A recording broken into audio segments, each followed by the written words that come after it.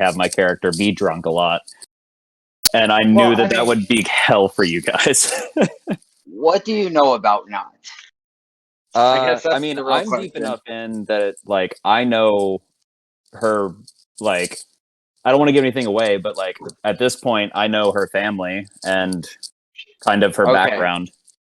Okay, think about the one thing about the underlying race, that one feature, and you never use it. Except to screw against your other players. And that's what he does. Yeah. Oh, it's fucking great. I love how angry they get. Yeah. You could do this. Yeah, I could. And then not do it. And then when they try to do something that helps him, he uses it. And they're like, what the hell? Yeah, it's pretty fucking great. I really enjoyed that side of things. It's really funny to see Laura and Travis like slowly kind of like turn the corner and start becoming like will they won't they romantic. It's just like a funny, I don't know, like not what I expected out of this campaign, but as it develops, it makes me fucking giggle. I think part of their thing is, they're trying to play the game, but at the same time, they're playing to an audience. So you have to do things that you wouldn't normally do because, hey, it gets people to watch and YouTube clips and TikTok clips. Yeah. Oh, speaking of TikTok, Critical Role has an account, and they gave Sam Riegel the camera. Oh, Jesus. So it's pretty hilarious.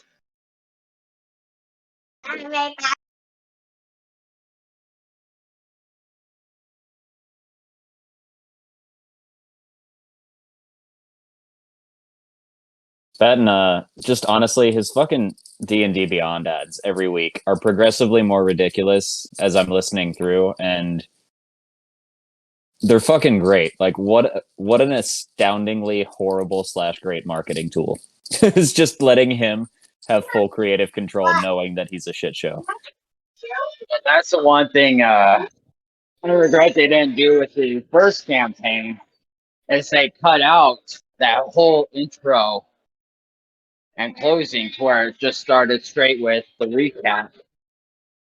So as I'm listening to him do everything, it's like, honestly, I could skip a whole episode. Just let me hear that part. Yeah. Yeah, the episode I was listening to today was the one with the Britney Spears themed opening. It was pure fucking gold, but it was also pretty cringy.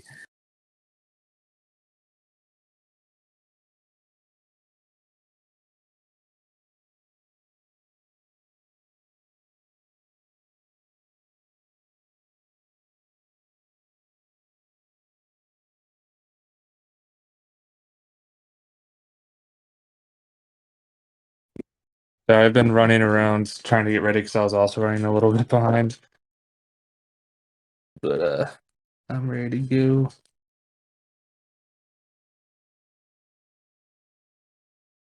Also, on your comment about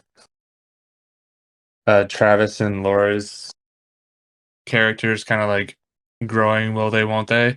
It's funny because like in one of the talks, Machina's not going to spoil anything, but he admits in one of those talks Machina things, he's like, yeah, like I always said I would never, like in D&D, like I never wanted to like RP like a romantic relationship kind of thing. Like it was just not something. It was not really one of the reasons why I really want to play. He's like, so I was just like, I never thought about it. He's like, that's why I picked Grog for the first campaign because he's like this crazy barbarian who just like smashing things and he's kind of dumb. So he's like not gonna have like didn't have to worry about like RP and like relationships and stuff like that. So it's interesting how they changed things.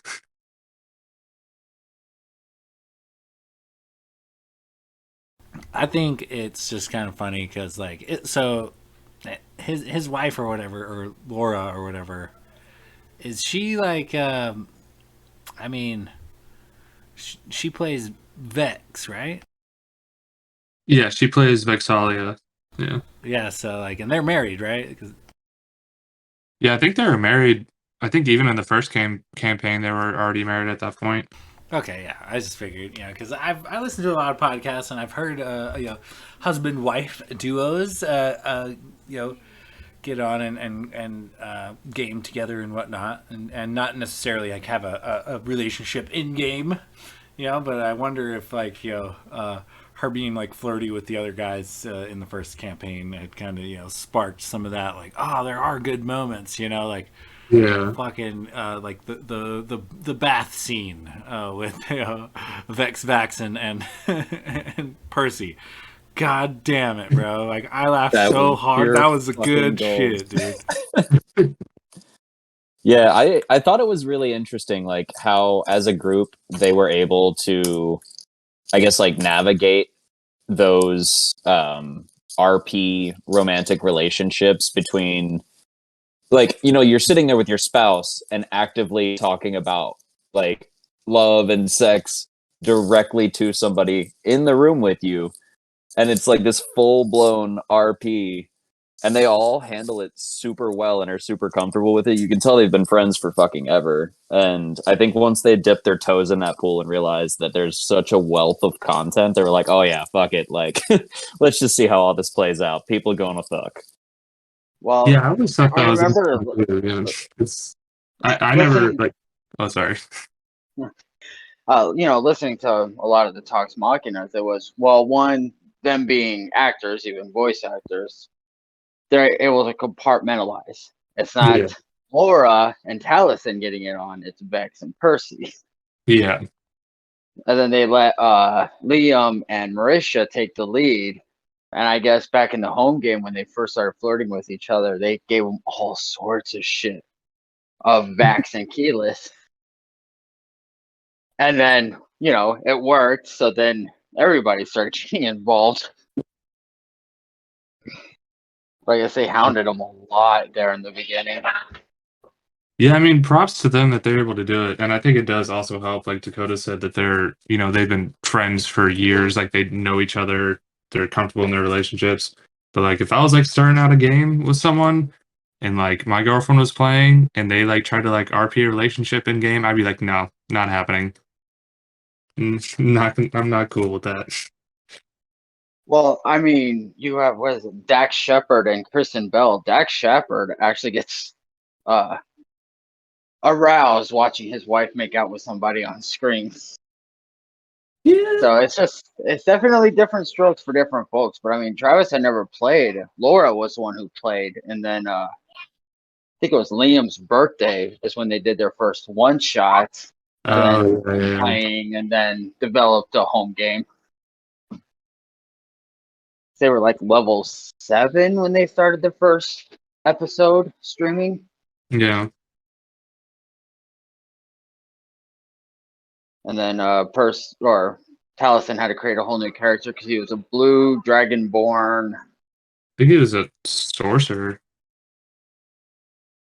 He Or might have maybe been, and then a sorcerer. Orion took it.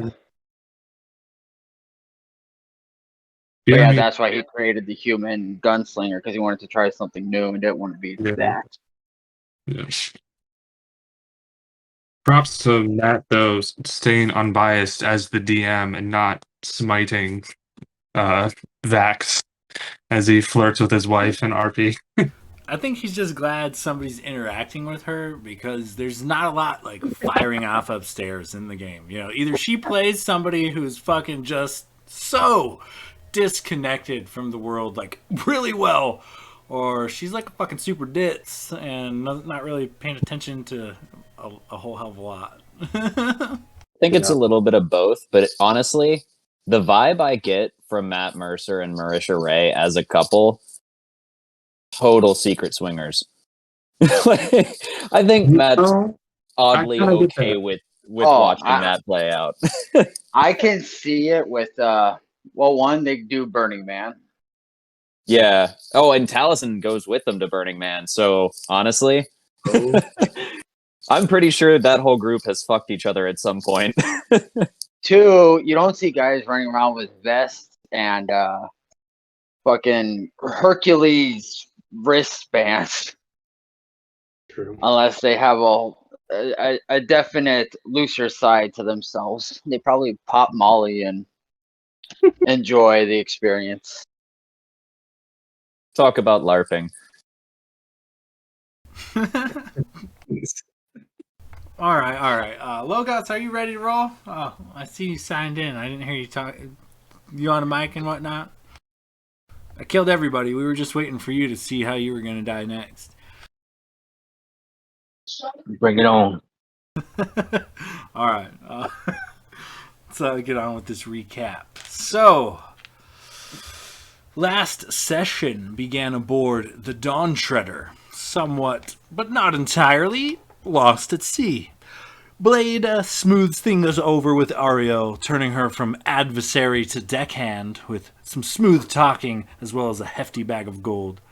A bit of competition for first mate develops as the party, with Ariel's help, managed to get sailing proper.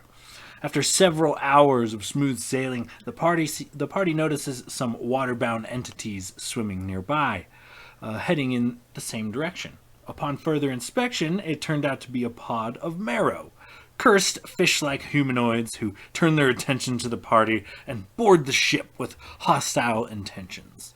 The wave of incoming marrow was easily thwarted by the party, taking one of their bodies to troll behind the ship in hopes of attracting something edible to hunt, fish, or capture. Sailing deep into the night, guided only by the stars, the party presses on. It is about this time when Ariel gets caught trying to prank Logos, and Blade, through the power of music, has summoned a small, glowing crab to the deck of the Dawn Treader. Also, the party notices a dark cloud in the night sky, in the not-too-distant horizon. The party, after some dialogue, decides to sail through rather than around the darkening clouds, and upon approach, the party discovers that the dark clouds are not clouds at all, but a writhing aerial mass of sturge. And that is where we are now. So, Ariel has just, seeing the danger, she had already made her way below deck, making sure to throw out a couple of choice words on her way. As this cacophony of tiny fluttering wings and screeches blacks out the starlight, it soon begins to engulf the perimeter of the Dawn Treader itself, and the individual creatures themselves, while not very loud or dangerous, in a massive swarm like this, the constant chittering and fluttering of wings is so loud that it becomes deafening. Everybody, go ahead and give me a wisdom saving throw.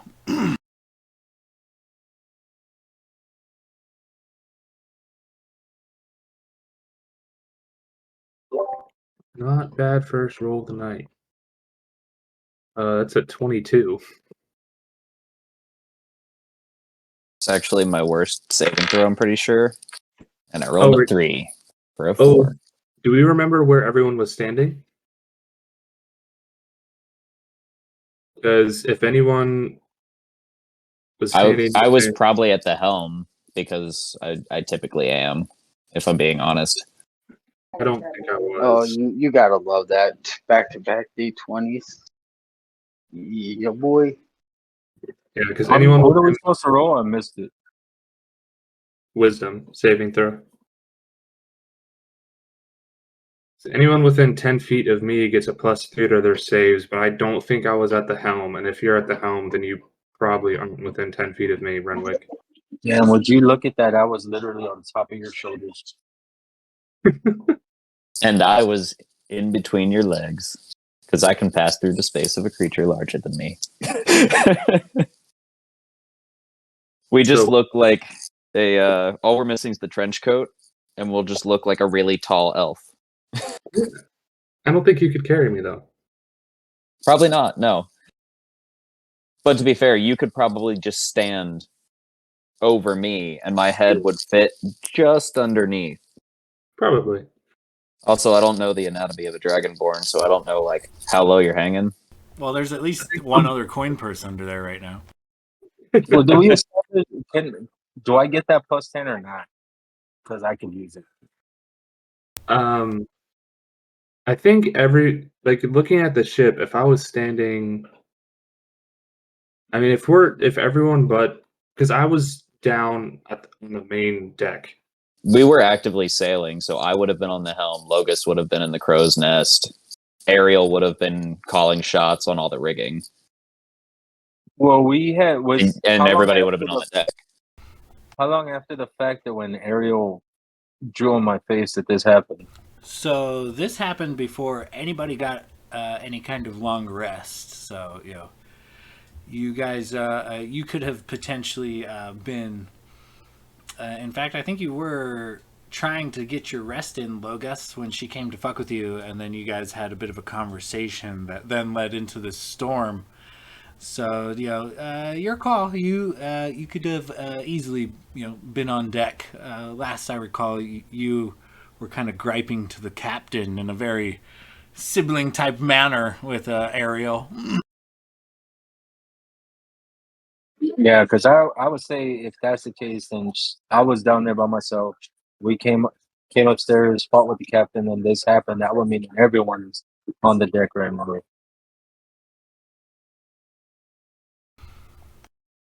Oh yeah, just so you get a +3, and I'm assuming Blade's probably near me too. Yeah, I mean, as far as it is, Renwick could potentially still be at the helm, but a lot of you should be close to on deck in case he has to call out commands to, move the ship and whatnot.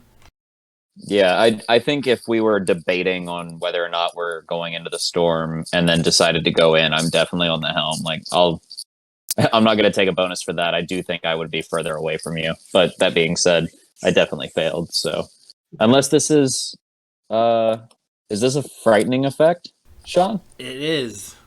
I actually have advantage on that. So let me roll one more time. For 15? So the DC is 14. Anybody rolling a 14 or below for the duration of this encounter, you are frightened, and which is mechanically you are able to still speak and take actions and things, but you at this point cannot move. You have 0 movement for the remainder of this encounter.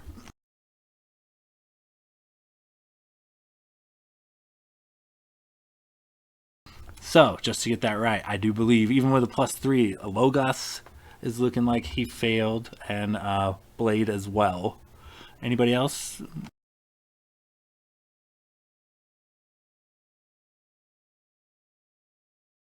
I have advantage roll to 14, and I have a +1. So Renwick is... Gladier, what did you roll? I got a 22. Okay. Yeah. So, the noise and the screeching and the little beady red eyes of these creatures as they create a whirlwind, almost like a vortex. Like you're in the eye of the storm as these creatures surround the boat thoroughly. They surround it so much that hundreds, nay, thousands of these creatures have blocked out your view of the outside world. You can no longer see even the ocean below the deck. You cannot see any of the stars in the sky. This swirling mass is so thick and writhing with these creatures that it even stops the wind from making its way to your sails, and the boat slowly sputters and stops. You hear a loud scream at about this time from under in the crew's quarters. Ariel, kind of in a panic, and this swirling mass of black chittering creatures, while it just is deafening to the point where you're covering your ears and trying to focus your vision. Suddenly, as without warning, everything is quiet as you kind of regain your senses and look around. The Sturge are still very much there. They have all seemed to perch up along on every single railing, up high on the bows of the ship, perching even on the ropes and things that are connected to the sails. Not only that, but they cover most of the surfaces that they can perch comfortably upon on the boat. But you notice, similar to how a duck would land upon water, that for hundreds of yards in every direction, you can't even see the ocean.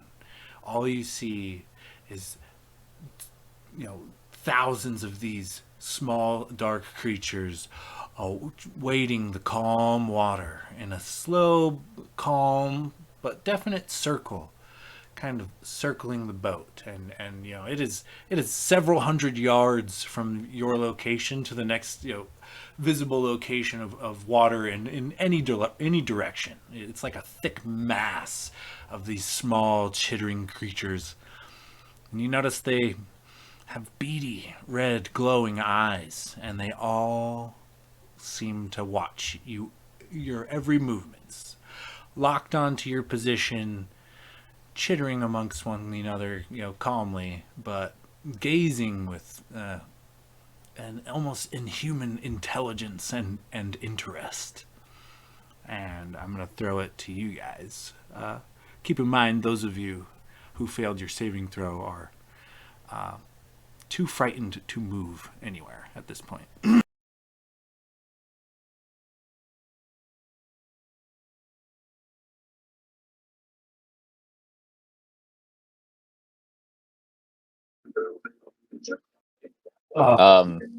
Renwick's gonna call out casually, not quite yelling, because I imagine like he's drawn his rapier at this point, and he's just kind of like eyeballing all the Sturge that aren't attacking, but they're surrounding us. And he'll just call out and be like, "I heard Ariel scream. Whoever's nearby, take a look, see if you can't figure out what's going on with her."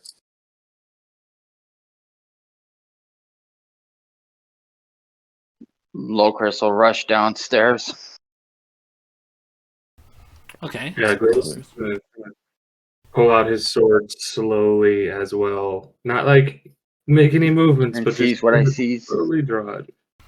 As you run downstairs, Locris, you see Ariel has set up several torches in one room and is going about lighting like every torch she can. She's currently putting as much fire as safely as possible in one room, but she currently has half a dozen torches lit and looks to be lighting another several.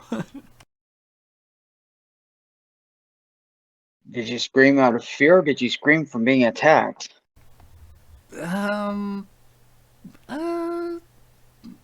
do you mean? I don't know. Just kind of didn't mean to. Just got caught up in the moment. Yeah, there's a lot of bugs upstairs. So whether you need protection now, or we could try to deal with this, be very useful. I think we should stay. I think we should stay down here. We could always patch the sails. We don't stand a chance. We're outnumbered several hundred to one. I don't know. I don't know what's going on, but take these. She hands you a couple of lit torches, and takes a couple of for herself, and kind of looks to you. All right, and your call. But I think we should need to stay here. We need to get everybody below deck. Yeah, that's our initial plan right now. They're not attacking, but we got to make sure that the second somebody takes a step, we don't have 10,000 vampires upon us. So as you guys kind of slowly make your way back to the deck, the rest of you, you notice that the chittering and chirping of these creatures, as you know, at once was deafening, is surprisingly silent. You know, they're looking at you with their beady little red eyes, almost expectantly, like they're waiting for something to happen. Everybody, go ahead and give me perception checks at this point. 16.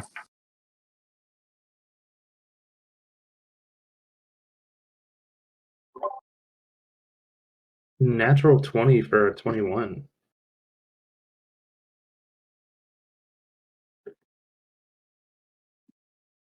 $29 for Logus. 4 for Blade. 19 for Locris.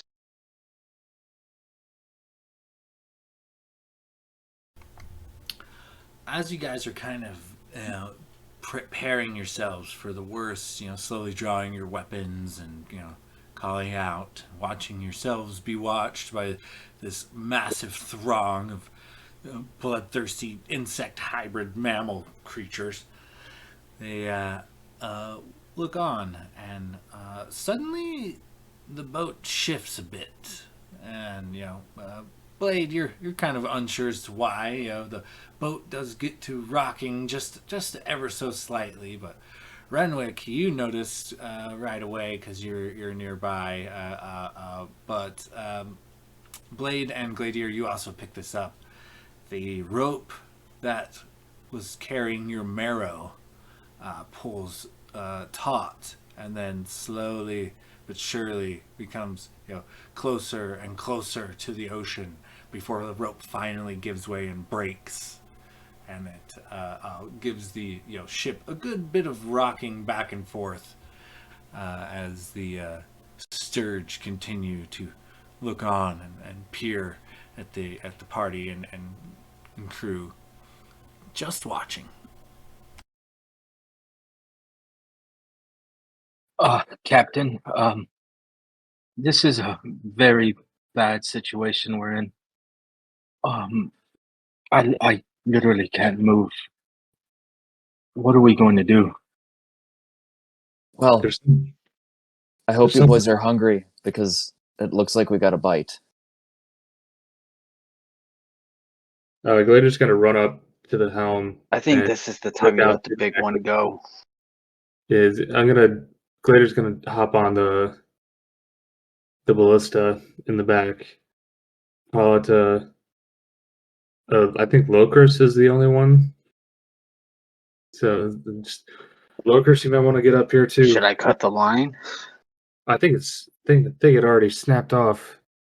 So that must be real good, because probably pretty big thing to snap that rope and clean. Hearing no objection, Locris will go to cut the line. No, the line snapped. As you go to cut the line, Locris, you realize that it has been severed itself. Something else beat you to it.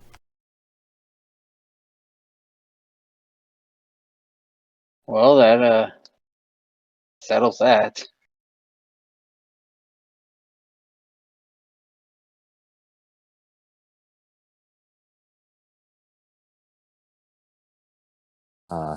Well, boys, these sturge are certainly an omen, so I suggest we all just prepare for the worst because the winds died.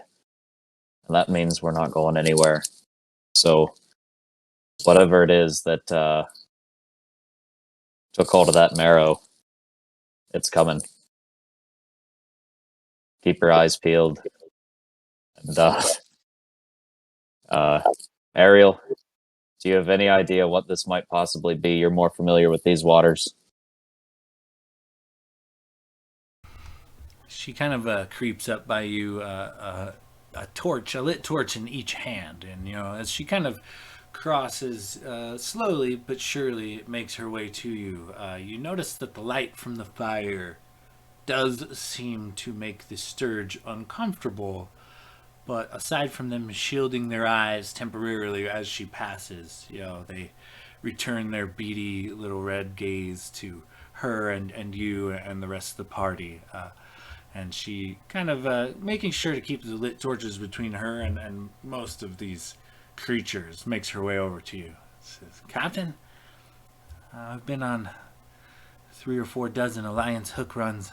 I've never seen anything like this. I've seen a sturge swarm now and again, but not like this. Not this many. This, a few hundred is hard enough. You usually have to wait it out, resail the whole damn ship, but this many? Oh no. Can I look out like the back of the ship? So I'm like sitting on the ballista and just kind of, I don't know, I guess like look around, see if there's a wake other than the ship's wake behind us or anything breaking the water swimming behind us. Go ahead and give me a perception check. Well, that was complete opposite of my last roll. Natural 1. So the Sturge, these are kind of sleek and black in color. They are slowly swimming, like similar to how ducks do, kicking about in the water outside of the boat, but they are all swimming in unison. They are all swimming the same direction. They are all swimming counterclockwise, silently around the boat, and the mass of these creatures that is swimming around the boat is extends hundreds of yards. You're looking at potentially upwards of 10,000 sturge. Jesus. Well, I mean, my eyes aren't as good as some others on the ship, but I don't see anything following us other than the sturge, but something had to snap that marrow off the rope. Just then, a loud boom comes echoing through the hull of the ship, and the ship rocks hard, left and right. Everybody give me dexterity saving throws. Those of you who are suffering from fear and cannot move must make this with disadvantage.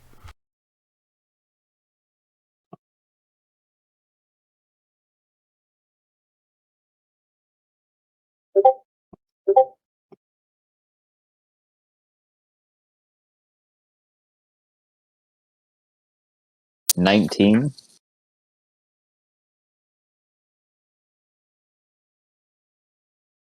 16 for little Chris. 23 with disadvantage. Dang. Better than my 11. Somebody found his sea legs. Just crabs. So And I had a natural 20 and an 11, so 19 total with disadvantage. everybody manages to stay on their feet except for Gladier. Gladier, the boat rocks with such ferocity, it throws you to the ground, and you are currently prone for the moment. Okay. This kind of causes a bit of chittering amongst the throng of small creatures, beady-eyed, hungrily looking at the party, but not too much. And the boat does slowly rock for a moment, and then settles back to its more peaceful, natural, just kind of bobbing around, no longer violently shaking. And the sturge just kind of watch on.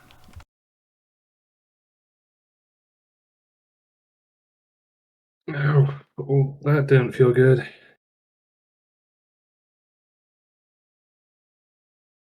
Ariel, are you sure that you don't know of anything that's large enough in these waters to do something like that?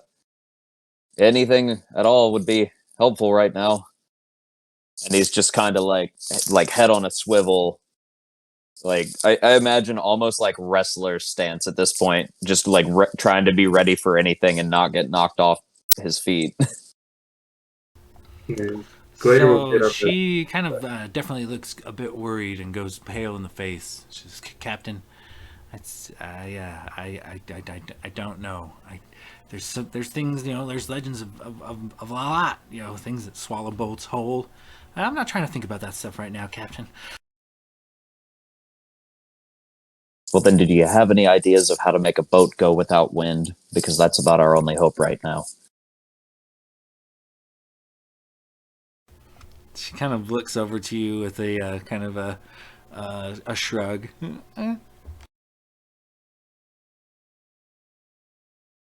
Well, then I'm incredibly sorry that you've been brought along for this, but looks like you're in for the ride.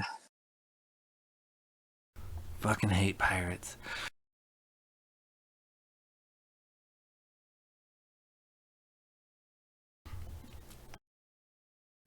As the birds or the sturge just kind of look on and squawk on, the once again another violent a shaking of the ship, but you guys are ready for it this time. You kind of you're aware it's not tossing anyone around. The second attack is a little more violent, a little more strategic, if you will. And some of the perched sturge, while remaining calm before, do find the shaking too much as they squawk and fly off of the boat into the water, joining their kin in this counter clockwise circle around the boat. But many stayed.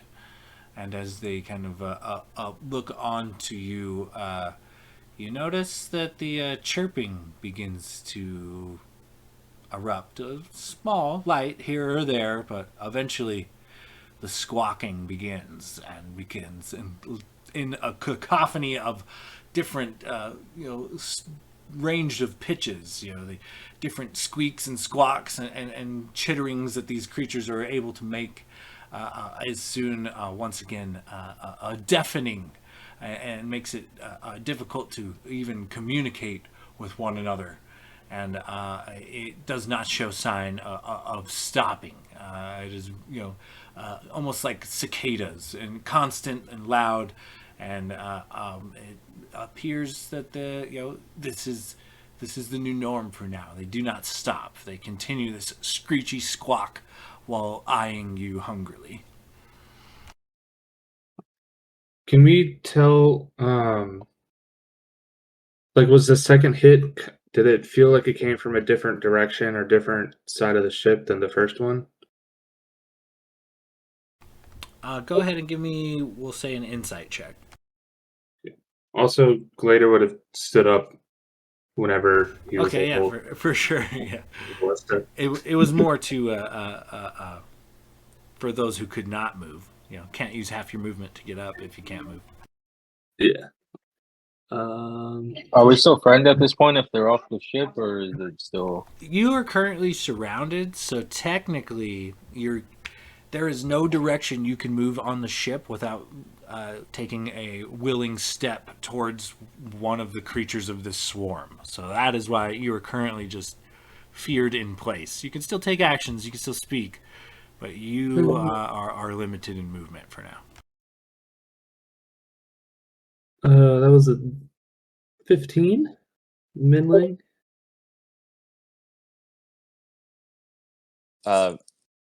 Can Renwick just start lighting some of the torches out of his pack, and he'll slowly, carefully walk his way over and just give a torch to Blade, a torch to Logus, and maybe if we have any lanterns or torch holders, just slowly try to light one after another, because what else can I do right now?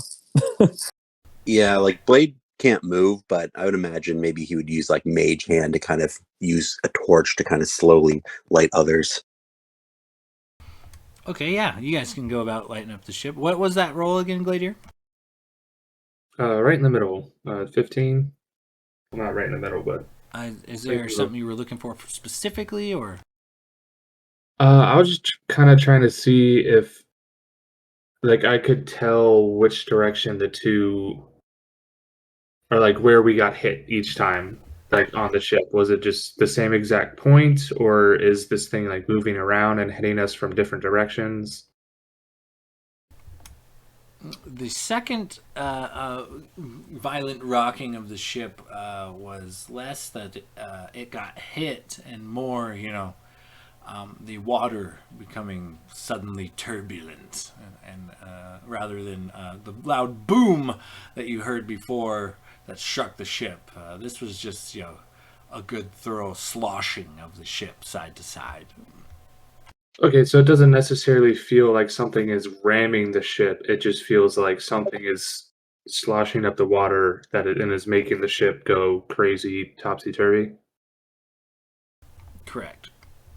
Oh, And okay. Renwick, as you go about lighting torches, Ariel is quick to hand you several. Like, she already had planned for to light some torches, so she's quick to come to your aid here. Guys, it doesn't feel like something is physically striking the ship, the sides of the ship. It feels like something's splashing up the water. I don't know. Like it feels like something's moving the water violently and causing our ship to shake. I don't think we're actually getting physically hit by whatever it is that's doing this. I don't know if that helps us narrow down what it is or not, but Sean, did I hear you say something about, was it like the swarm of sturge in the water was rotating clockwise? So yes, like there's probably several hundred on your boat just perched around on the various areas there is room on the various railings and things, but surrounding the boat in all directions are thousands of these creatures, and they're swimming counterclockwise, all of them around the boat. And it's between you and fresh clear water you can see is hundreds of yards. Like this, you're currently in the middle of this black swirling mass of sturge.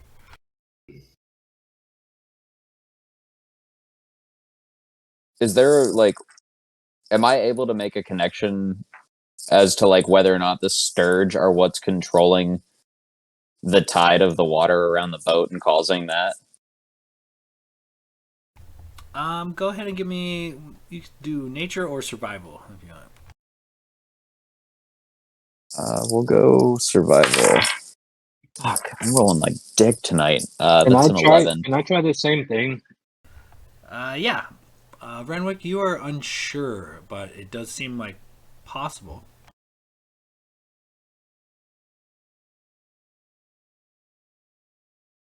As you guys go about lighting the torches, by the way, it does look to make the sturge uncomfortable, but rather than move or fly off, like in your previous encounters, they seem to just shield their eyes, but they don't bend to the fear like the other ones did. What did you roll, Logos? I'm rolling survival. I rolled a 15 plus 7 for a total of 22. These things are for sure the reason you cannot move right now. But do I get the feeling that they're also the ones that are like what Renwick was trying to figure out? Are they the ones that are having the effect on the water, or is it something else? That you do not know.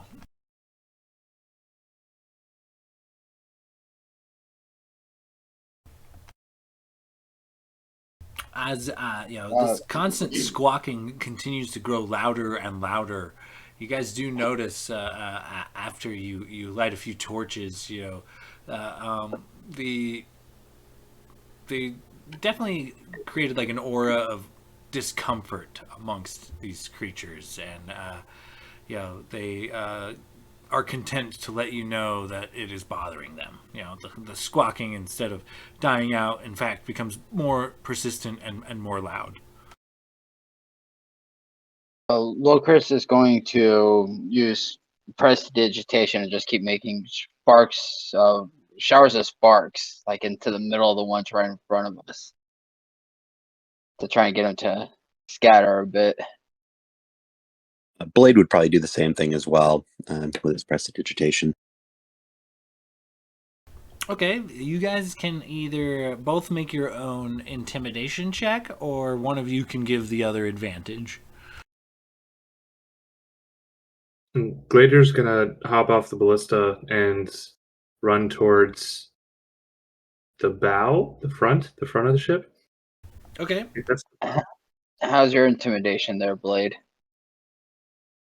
I think my intimidation is +8.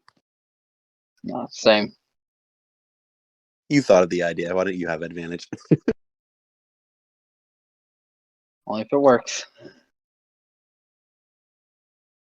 Logos will also do the produce flame cantrip, so I'll just have like a little flaming orb in my hand. Okay.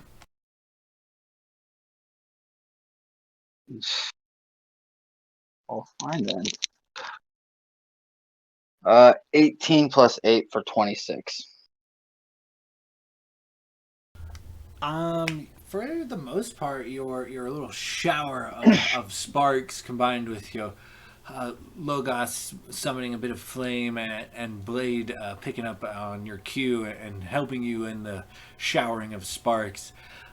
You do get a large bit of these sturge to at least the ones hanging around the mast, like the center portion of the ship. About a dozen of them fly off. You do manage to chase off a handful of these sturge. However, a few dozen is nothing in comparison to the several hundred that still hungrily watch you with their tiny beady eyes. Well, it's not enough to move it.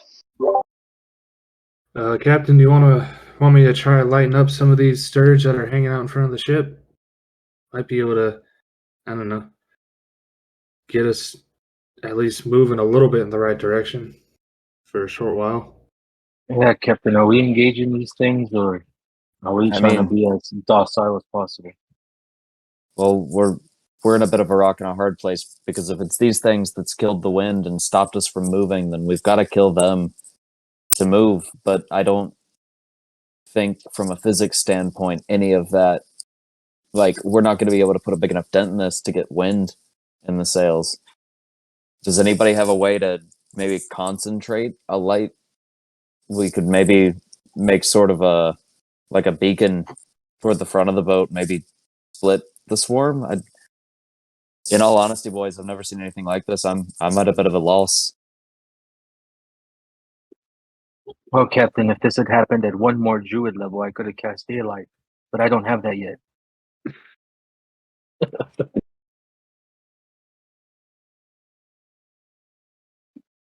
Well, I have something of a small idea that might put a tiny dent in them, but again, like you said, anything we do is gonna not help too much in the grand scheme of things. But you give me the go ahead, I'll give it a try.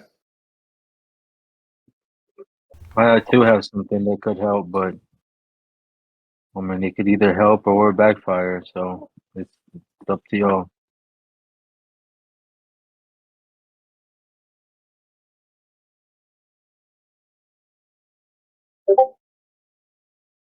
All right, well, let's see. I'm gonna go ahead and test this out. Glader's gonna take out some rope. Looks like I got 50 foot of hempen rope. Actually, wait, no. I think we used that rope. Did we use my rope to tie the marrow? Currently about 25 feet of rope, as it has been snapped in half. That's perfect. I'll run back to the back, untie it from the back of the ship, run back to the front. And I'm gonna tie a knot around my waist, and then tie a knot around the railing of the ship. So I'm assuming like maybe I have like after those 2 knots, like maybe like 10 feet, 10, 15 feet of length left in the rope. Basically, just I want to tie myself to the ship. Like I'll time it, like give myself a line. Okay, yeah, to prevent yourself from falling overboard. Yeah, and then I'm going to pull out. I have 1 flask of oil, which is approximately holds 1 pint of flammable oil. It says it can cover a 5-foot square area if the surface is level, or it can aim at one creature and it will coat the creature. But I do have a question considering that these are tiny creatures. If I smash it against one of these sturges, do you think it would splash and like cover more sturges because they're much smaller than the average creature? I'd say you could hit most of a 5-foot square with an attack like that. Okay. All right. So I'm gonna attempt to throw it at one of the sturges. I would probably give it like a 5 to 10 feet away from the ship because I don't want to get any of the oil on the ship. Oh, you're So throwing it into the black swirling mass. in front of us. Okay. Go ahead and give me give me an attack roll, a thrown attack. Let's say just like a dex mod. Yeah, because I'm not proficient in anything ranged, so it's just a straight T20 in my dex modifier, which is 0. I'm probably gonna fucking miss.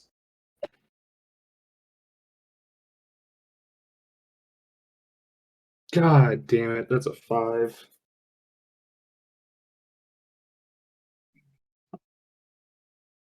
Just bloop right into the water. Yeah, you give it you throw it pretty heftily, but it does not find purchase. It just with a loud kerthunk sinks beyond your vision almost immediately. All right, well that was just gonna kind of give me an extra little oomph. I'm still gonna do my idea. So how high up does the ship rest out of the water? Like from the where we're standing to the water level? It kind of ebbs and flows, but you're looking at somewhere between 3 and 6 feet. Oh, that's not that bad at all. Okay, well I'm gonna. That's from the deck, though. If you're at the on the bow or on the poop deck, you've got to add another 5-6 feet to that. Yeah, I want to go at like the very like front of the ship. That's where I'm kind of like aiming to hang off of. Okay, so you're like 10 feet or so away from the surface of the water. Okay, well I'm gonna kind of slowly rappel halfway down the ship. So I'm just kind of like hanging halfway between the railing and the water, and I'm gonna throw out my breath weapon in a 15-foot cone in front of us against all the sturges in the 15-foot cone. Okay, first of all, give me an acrobatics check to climb down and present yourself in the best position to do so. Oh man, you sure this isn't athletics? That's not bad. 15 acrobatics. Okay, yeah, you managed to find a good hold. And what's the language on your breath weapon? Like a 15-foot cone, 3d6 or something? Yeah, it is a 15-foot cone, a dexterity DC 13 save, and it's 2d6 fire damage. Actually, wait, no. Yeah, 2d6. 3d6. I'm sorry, I can't read. Okay, so they fail their saves. Go ahead and roll out some damage. All right. That's not bad. That's 13 fire damage.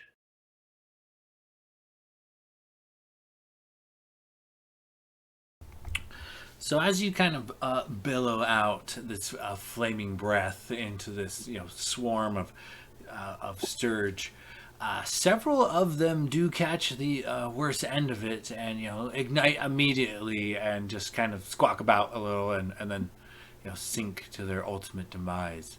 However, the rest of the party, go ahead and give me some perception checks. Gladiator, you as well. Okay. And right after I did that, Gladiator would be climbing back up onto the ship. Okay. He's not trying to hang out there. Oh, that's a 7 perception for me. Dirty So that- 20 for Logus. Everybody Okay. on perception. Everybody on perception. 22. 16 for Blade.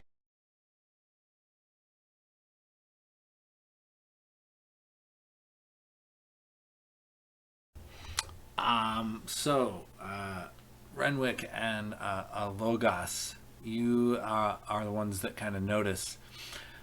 Immediately after Gladier kind of let loose on this flaming burst from his maw, and then climbs his way back onto the deck, the Sturge all stop moving, and suddenly you can see out in the the vastness of the ocean the 10,000 sets of beady red eyes all snap to attention, all focused on the Dawn Treader.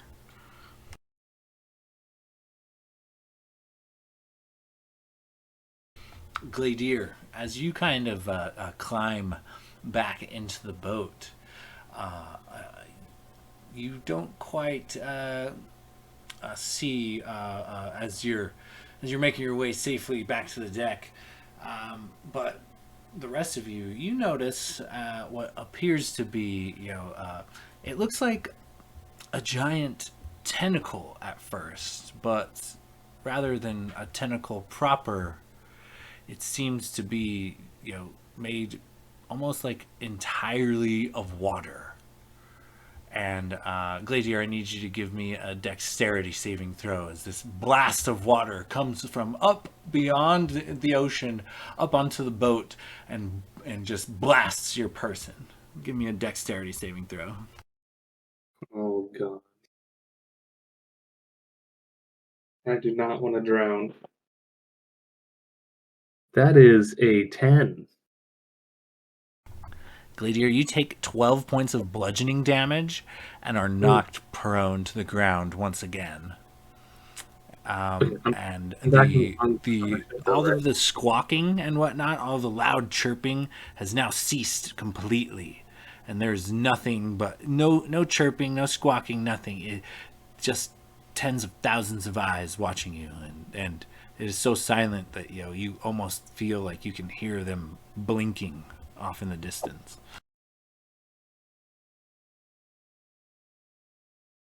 Gladier, as you are kind of knocked prone, as you're knocked on your ass, you kind of come to, and you look about, soaking wet, laying on the deck of the Dawn Shredder, tied to the mast. Yet you're not alone. Upon you seems to be a very cold, mostly unclothed a human body as well. Is it moving?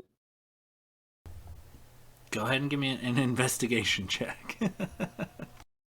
Did You see there's a naked body on the ship now? Gladier. Come on, Gladiator, get it. Yeah. Did some creature just fucking catapult a dead body at me? That's a you said investigation? Yeah, investigation. Crap, my D&D Beyond just crashed. I think I rolled a 13 on the die. I think I have like a +3 to investigation. My computer just decided to not make D&D Beyond work. Okay, so that's enough.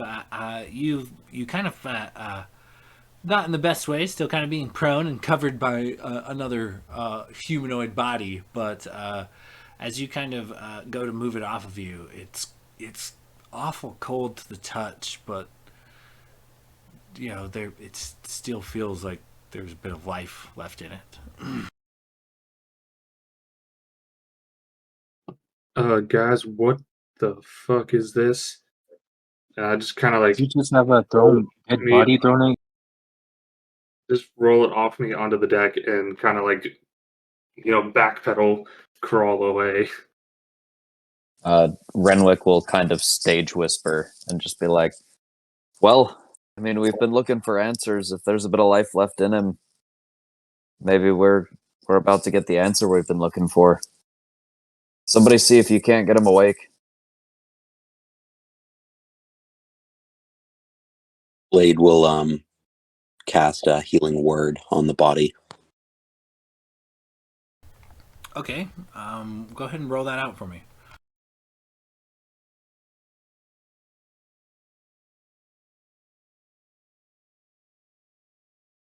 So 9 points of heal. The body immediately, upon being healed, jumps to life, and suddenly, standing before you is a human body, a human man. Looks there's to be barefoot, wearing very tattered rags, a little more than a loincloth and a tattered shirt. Very lean, looks possibly malnourished, and very pale. Just very almost translucent skin. Looks like very wrinkly. Maybe they've been wet for a long time.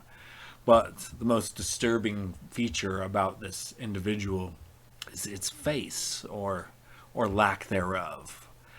Upon its shoulders is a writhing, like wriggling mass of seaweed. Almost like as if it was its face at one point. But as you get a better look of this creature standing before you, it is almost as if a human head has been shoved inside of a kelp helmet. It is as if this kelp-like plant grows in a full 360 around this creature's face, obscuring it from you. You're not sure. You can't see anything but the wriggling mass of seaweed. No facial features to speak of.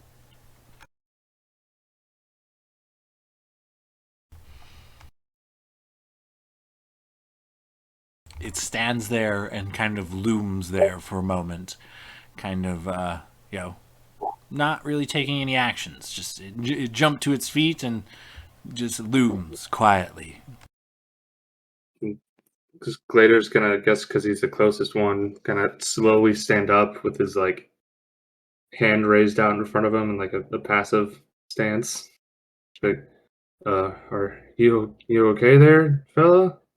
You do you normally have that much seaweed on your face? Do you speak common? As you kind of address the creature, its head snaps to your location. Its body moves oddly. You can't quite explain it, but as it steps forward, every joint and it seems to pop and crack every time it moves, and it gives a very stiff yet smooth and quick reactions that are kind of disturbing. But as it looks over to you, water begins to spill out from somewhere in this seaweed mass down this man's chest, and it kind of calls out to you. Are you the captain of this vessel? No, that would not. He walks right by you and then moves on to the next crew person that it sees. Did Renwick hear it say that? I imagine you're pretty close. All right. If he heard that, he would immediately step up. He's not letting anybody deal with this thing if it's looking for the captain. And he'll I'd say rapier in hand, like not fully pointed at it, but definitely angled toward it. Just be like, I'm the captain of this vessel. Who the fuck are you? he kind of as you claim to be the captain, his head snaps towards you once again, and then in a very swift yet jerky and poppy, you hear every bone in his knee and his ankles pop and crack with every step, and his odd jerky movements make their way over to you. And as more water spills down this man's chest from this plotch of seaweed, he asks you, "You are the captain of this vessel?"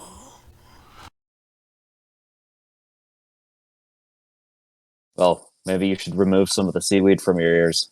I just said I'm the captain. My master, you have caught the eye of. My master sends me for tribute to him. I must gather. He stands next to you and extends two open hands, and they are quite pruny and pale and slender.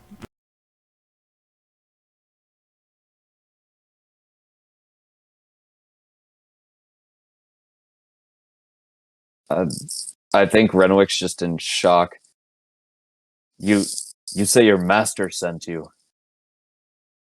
Yes, the master.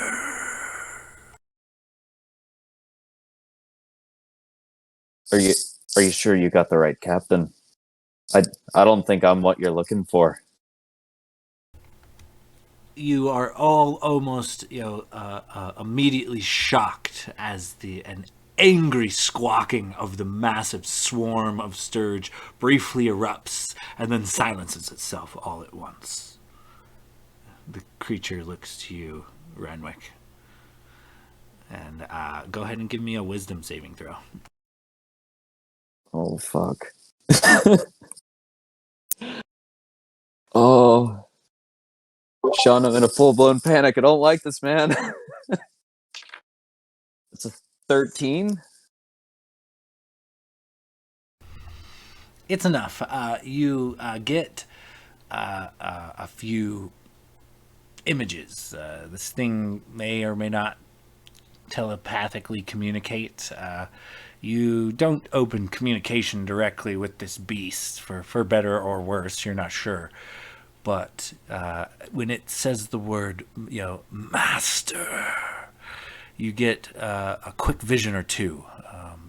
Darkness, like deep darkness. Not like the abyss, like there's bubbles, there's a faint hint of blue, like deep underwater somewhere, and then a flash, and suddenly you're scared and you're not sure, and then another flash and a massive tentacle whips across your face, and then another flash and you're back to the boat, and this pitiful kind of tortured soul holds both hands out to you. Master demands tribute.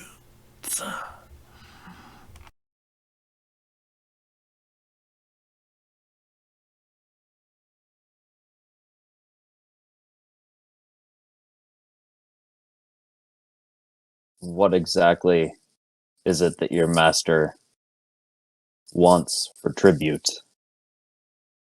And I think he's like, he doesn't want to give away what he's just seen. Like, I think he's trying to hold strong because he knows like half of his crew is panicking and the other half is just full-blown terrified.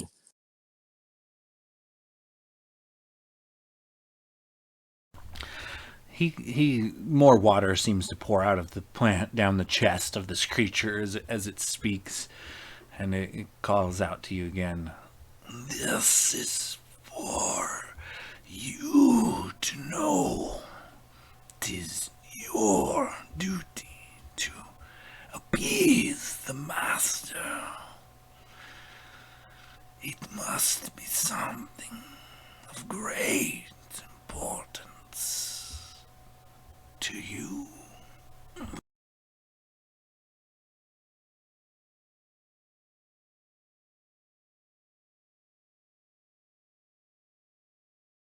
And should I give your master what it's asking for,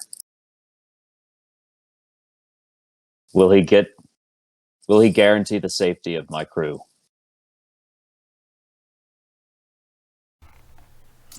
Depends on your tribute.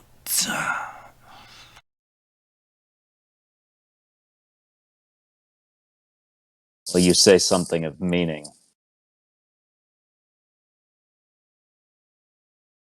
And Renwick, he's gonna take his blade that he's been holding, sort of pointed but not quite all the way out, toward the creature, and he'll draw it back close to his chest, kind of laying the blade in his left hand, and he'll turn his right hand underneath the hilt of the blade, and he'll just extend the blade to the creature. Be like, this is the only thing that I'm carrying that truly means anything to me outside of this crew, and I won't be giving you one of them. And he'll set the blade down into the creature's hands. It kind of clasps its cold, wet fingers around the blade, and somehow it brings it close to its face, and the odd algae that's growing off of it kind of reacts to maybe a bit of the magic in the blade. You're not sure what sense he's using to inspect the blade, only that he seems to be inspecting it. And after a short time, he looks to you, placing the sword under one arm, and he extends yet another hand. What else have you for the master? Or is this trinket all you offer?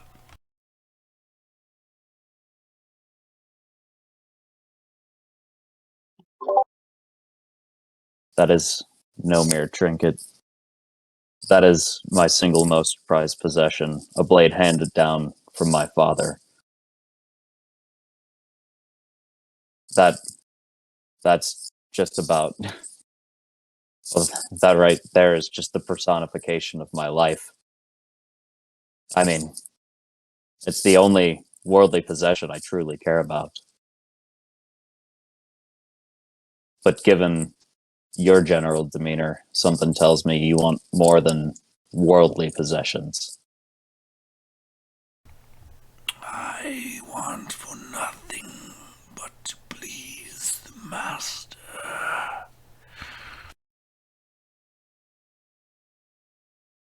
If this is all you offer... He kind of rigidly stands up.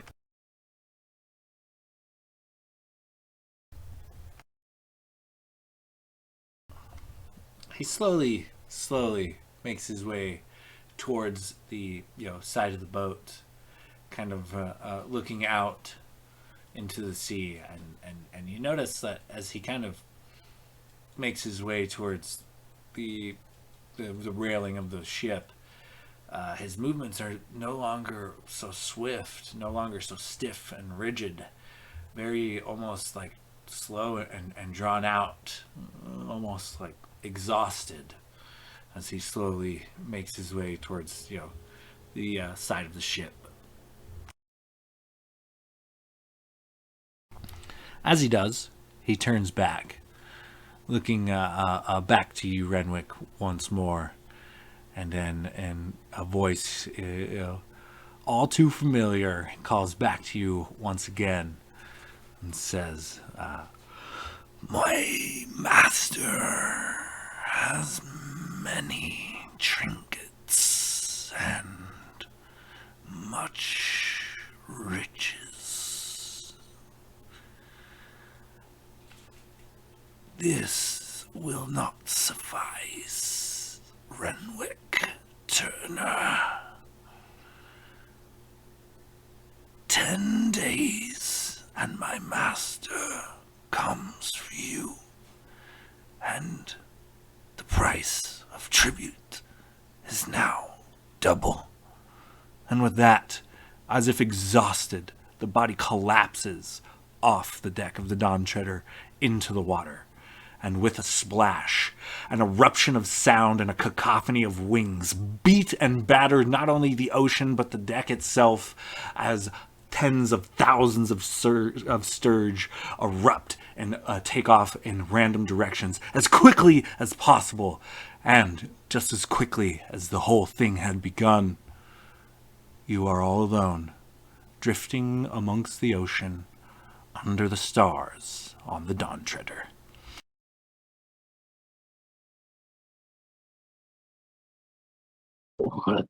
What just happened? I think Renwick kind of staggers back almost against maybe like the door to the quarters that are underneath the helm, and just like puts his back against something and kind of puts his hand on his head and sinks down and is just staring at the deck. As you're kind of staring at the deck, you notice the creature did manage to leave your father's sword behind. It is just kind of sitting on the deck.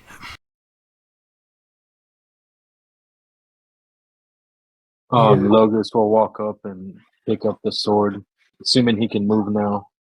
And yeah, you guys are good now.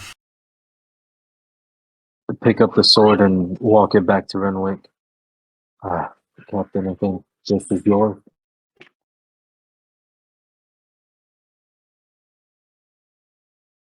Yeah, that did not sound good. Thank you, Logus.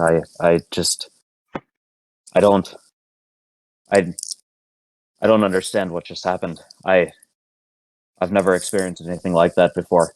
I don't know what that thing wants of me. I mean, this truly is the only thing that I have to give aside from my own life.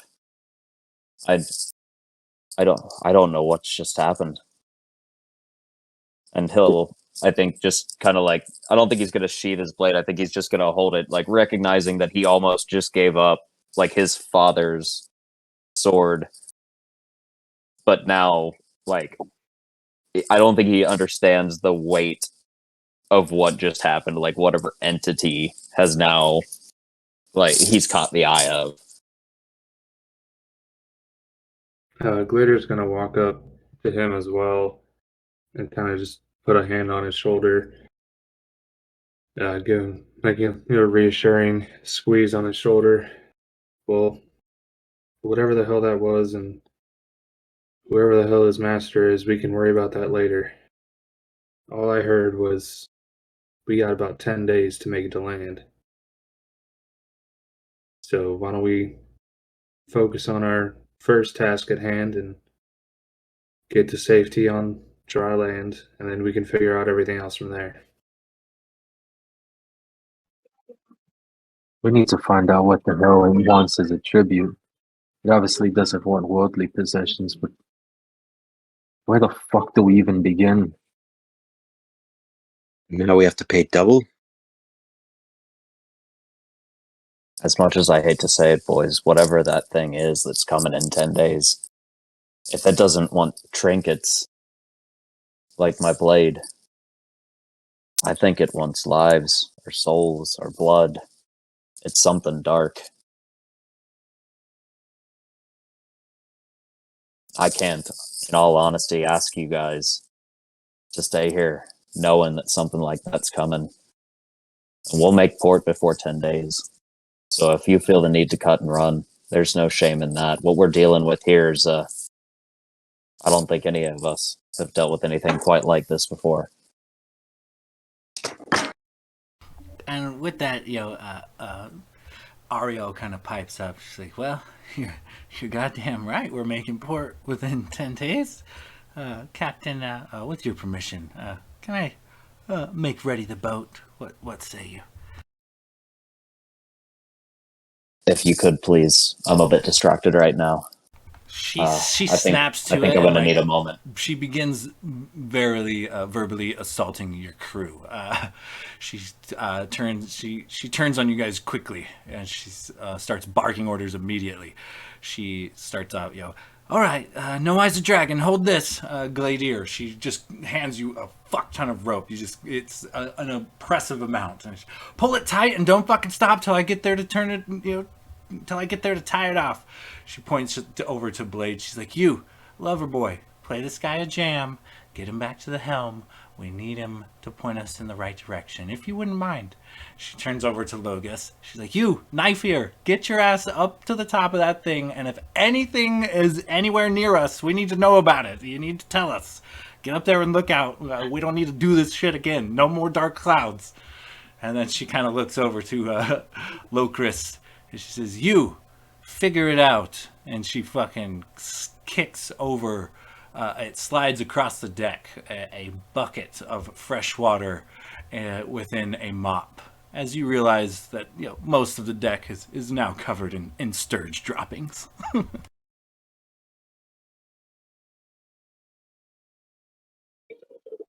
Chris just walks away. She rolls her eyes and goes about setting the riggings and things. Logan's still kind of shaking off that feeling of intense fear that he felt. Will climb up top and take his position up top and take a look up. Blade will pull out his loot and kind of start making his way towards the back of the ship, and on his shoulder perched his crab, kind of clacking along, kind of warming up, ready to give a little bit of inspiration. Oh God, I forgot about Tony. Is Tony okay? Yeah, Tony's definitely made it through the sturge attack just fine. Looks to be maybe partially eating the remnants of a dead sturge in the crow's nest. I was like, Sean wouldn't kill two of my animals with sturgeons, would he? Bum bum bum. Do I see anything? Tony's going to be Sprinkle in this, isn't he? Isn't she? Hey, my hawk clearly took out a sturge 1-on-1. I rolled a 22 perception for looking out on the crow's nest. Okay, great. Yeah, go ahead and roll me a d12 if you wouldn't mind. Locris and Gladier, give me athletics or acrobatics checks, your choice of how you go about making the boat ready with Ariel's help. Alrighty. Instead of using the mop and stuff, Locris is just going to be sitting there using prestidigitation to keep cleaning. Okay, cool. It's You a still want to roll? Yeah, you could still mop the deck and occasionally help tie off a sail here or there. That was a 4 on the D12. Okay, and Gladier, what'd you roll? 14. Not my best athletics check. 11 for Locris. Okay, so should when the captain decides to take the helm, it'll be a straight roll once again.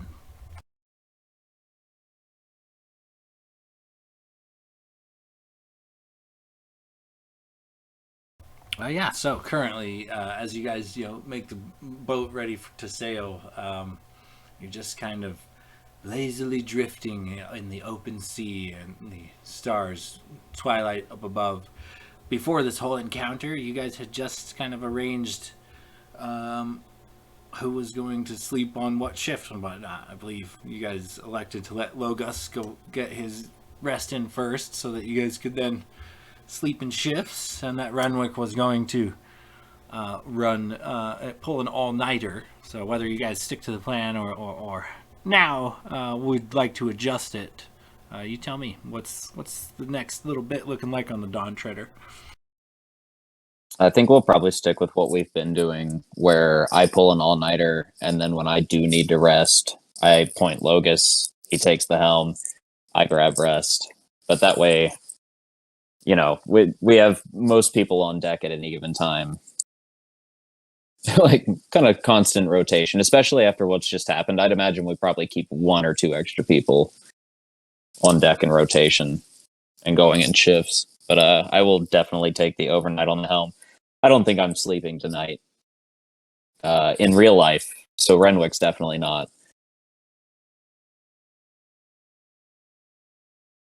Okay, so you kind of press on.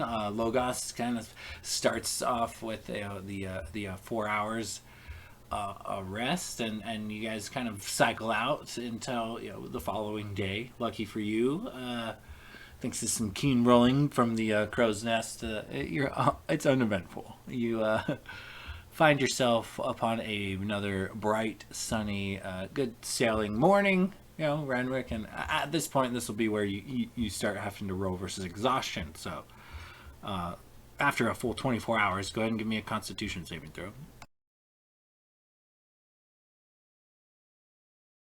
Could he do that with advantage if I was maybe inspiring him during the night, or not advantage? Sorry, with a inspiration roll.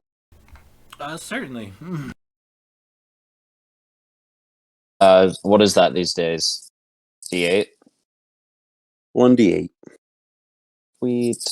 Well, I rolled a 7, but plus 4 for 11, and 6, 17.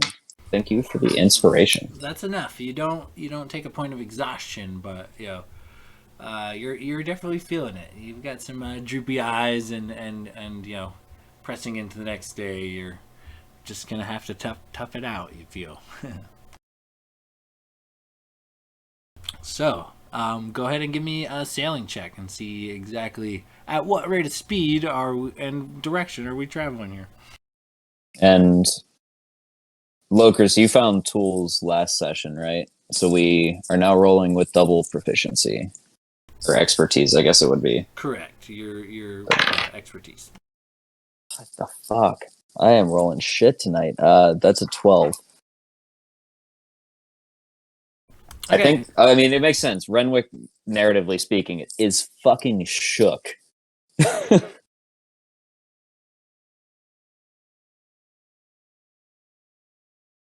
With this roll, was it decided that we could use acrobatics?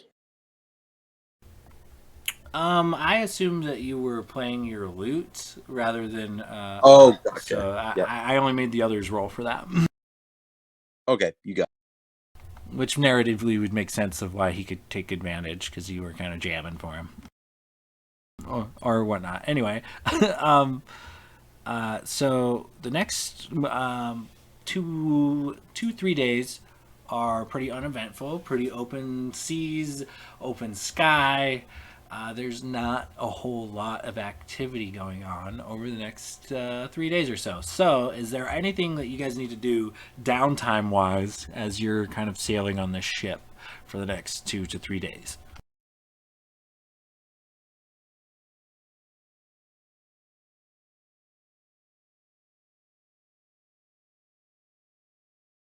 I think Renwick's going to spend what little bit of free time he probably has, not at the helm, just in his dad's quarters.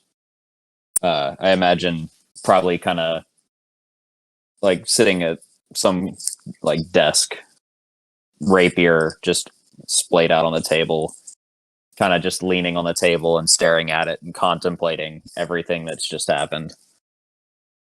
But aside from that, I don't think he's really doing much. I think he's lost in thought. Logis will go up to the captain, Logris, and Blade at some point, try to get them all together. And do you think it'd be a good idea, Captain, to maybe go on land and maybe hit up a tavern or something and maybe see if we can hear any rumors about what this thing is? Blade kind of chirps, like ears perk up, and says, "Tavern." Yeah, I mean, sailors do like to tell tales. I'm sure that. Well, I mean, at least we could catch wind of something. If I'm not mistaken, I mean, it said 10 days, and it's been a couple days already. So, I mean, whatever's coming, We should best prepare ourselves.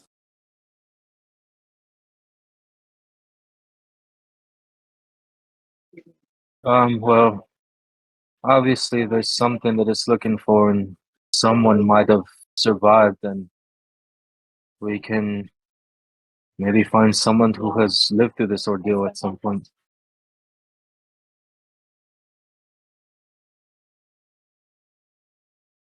Well, I'm not going to turn down any further information. But as far as I'm concerned, whatever's coming, it's coming in less than 10 days now. And quite frankly, I just have a terrible feeling about this, so I think we should make nearest port, get Ariel safe. She doesn't deserve to be along for this. And in all honesty, I'd like to see my family one more time, just in case the worst happens. So I say we push to Descargo as soon as we drop her off and resupply. And like said, I don't expect anybody to come along for whatever I'm about to encounter. So it'll at least give you 2 chances to leave the boat. Well, you did help me overthrow a government that was enslaving my people, so I think you've more than earned my help. I'm not going anywhere.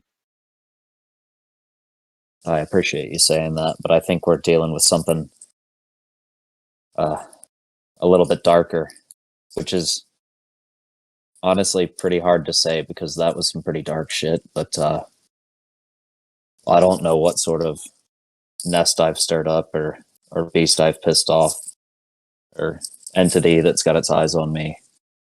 But I can't imagine it's going to be good for anybody in my direct vicinity. So if you stay here, it's of your own volition. And it does not go unappreciated, but I would never expect it of any of you because you're putting yourself at risk. But that being said, I do appreciate it. And I think it'll give you a nice forearm handshake, like prolonged eye contact. You'll definitely return the shake. As someone who understands daddy issues and the fact that our fathers were both seen at the college last, I think that me and you are destined to at least be around each other to help each other. It's a lot of coincidences to just overlook. So we had a talk in the woods, and I told you that I'd help you find your father, and I intend to see that through.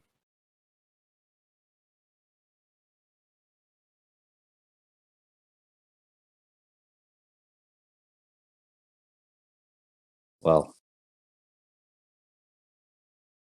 honestly, I'm at a loss for words. With everything that's happened, and quite frankly, with not that I'd expect anything less, but with you sticking by my side, it really, really means a lot. I know none of you signed up for this. Granted, when we all wandered out into a desert, we didn't really sign up to, overthrow a government or assassinate a queen or free a bunch of enslaved people. We kind of seem to fall into these things, so I guess it's only fitting. And he'll try to give you like a forced grin and a wink.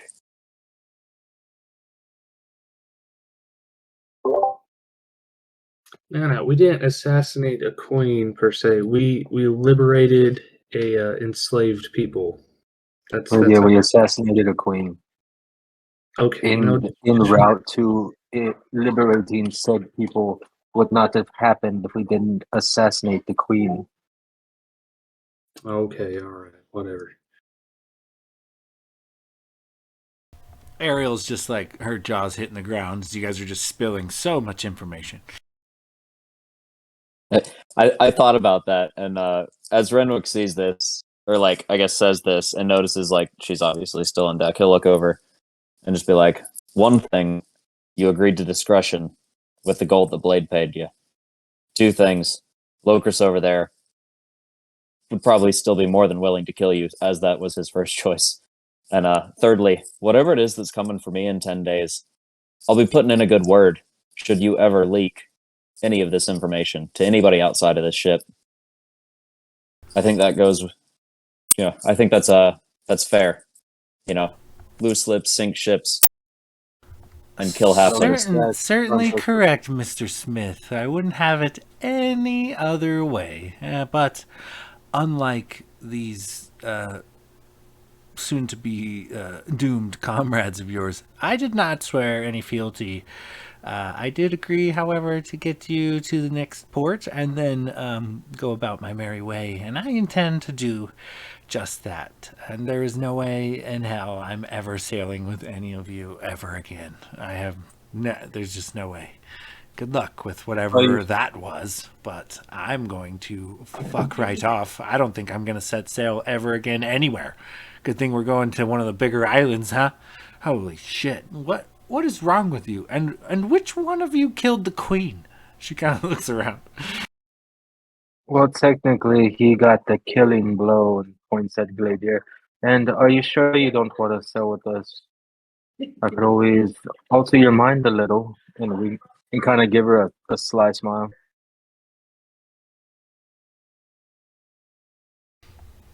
She kind of ponders a bit, gives you a wink. Says, well, all things considered, gentlemen, I'm gonna get back to it. Let's move on. I've got no desire to be on this boat any longer than I have to. So, you. She kind of turns to the captain. She said, what the hell is with the monsters and the you kill a queen and then summon what, demons? What's with you? I mean, in all fairness, I'm at a bit of a loss myself. I'm a fucking sailor from Tuscargo. I was out in the desert looking for my dad. I ran into these guys. That itself, it's a long story. But either way, I stand by my friends. Some shit went down. Some people died. A lot of slaves are freed. In the long run, probably for the better. I don't know what the fuck just happened, though. I've never experienced anything like that. I've sailed my whole life. I've grown up on the water when I wasn't in the tavern. I mean, I've never dealt with anything dark. I've never dealt with anything shady. I've never been fucking shipwrecked. I've never made a deal with anybody that's ever said a sideways word. I truly don't understand what just happened there, but whatever that thing was, it knew who I am. And it came for me specifically. And I want answers, but I don't even know where to fucking start. Well, Renwick, I think it's of the utmost importance we get you to have a conversation with your father. Can I roll an insight check when Renwick said he's never dealt with anything dark or seen anything like this or like any shady shit? On Renwick? Yeah. Yeah, go ahead. Can I do that too? Because I would have been looking at him as he's talking. Yeah, both of you. Give me insight checks on Renwick. I don't fucking believe you, Captain. That's only an 11. He's lying. I got another fucking 15 plus 7 for 22. Logos, you feel that he's kind of on the up and up, but Gladier, you're not 100% sure. He could be lying, but you're gonna give him the benefit of the doubt, you know. Logos is nodding his head along, and Gladier's over there just kind of side-eyeing the captain. I mean, to be fair, I've been nothing but honest with you guys. I know people in my line of work generally get a bit of a negative connotation, but I mean, I'm sly and I'm slick and I've got a silver tongue. That doesn't mean I'm a bad person, and I really have never dealt in anything shady. So whatever the fuck that I've gotten myself into, I'm not fully aware as to why. And in all honesty, for all I know, it could have something to do with my dad. Like, I mean, we're on his boat. It was commandeered. Who knows what happened from the time that I last saw him to the, I mean, if he was heading back home without his boat, I can't even imagine what transpired. But whatever it is, I mean, I think the only place that we're going to find direct answers is probably my dad.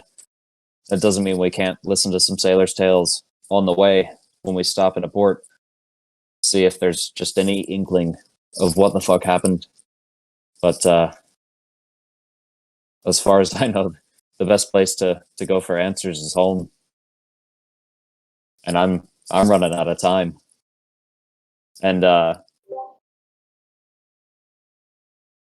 imagine like in some way or another, whether it's like parchment or like a spot on the ship, I think Renwick is, as the sun rises every day, is either like making an etch mark or like carving a mark into a like a subtle spot. Maybe actually, I'm gonna say he's doing it on the desk in the captain's quarters.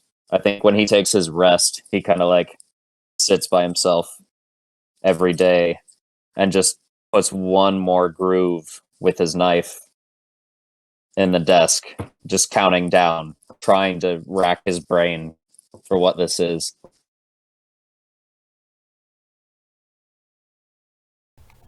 Okay, yeah, duly noted.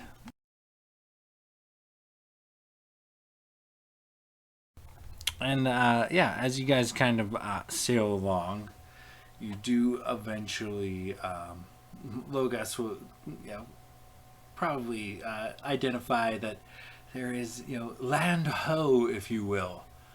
And as you guys have taken quite some time to get back on course, you do notice, not directly in your path, but off to, we'll call it the east, off to the east of the ship, you do see a small landmass.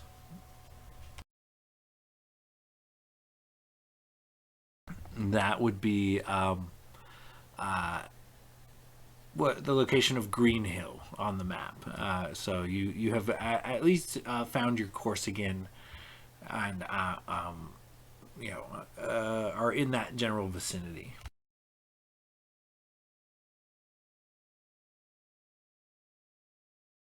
As you guys kind of sail on, Ariel does kind of approach you, Renwick, and says, "Well, I don't know what's coming after you, but if I was you, I would take your shot with all the Greys on the island, and whatever, because that thing ain't right. I mean, it could come for you at any point.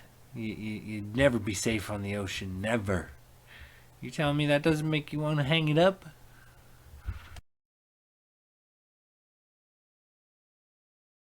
I've spent my life on the sea.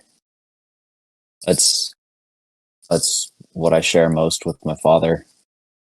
It's how I've grown up. It's how I intend to live my life, and I'll be damned if I'm gonna let some fucking presence step in and ruin that for me.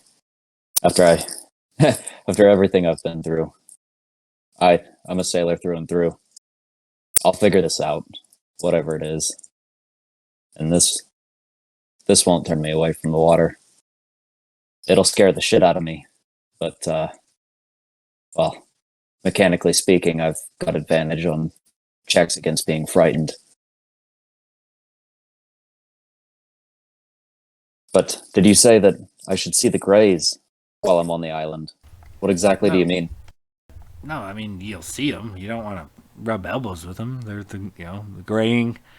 It's like the plague or whatever, the disease or whatever the hell it is, and affecting the islanders in Tuscargo and all of Borsland, really.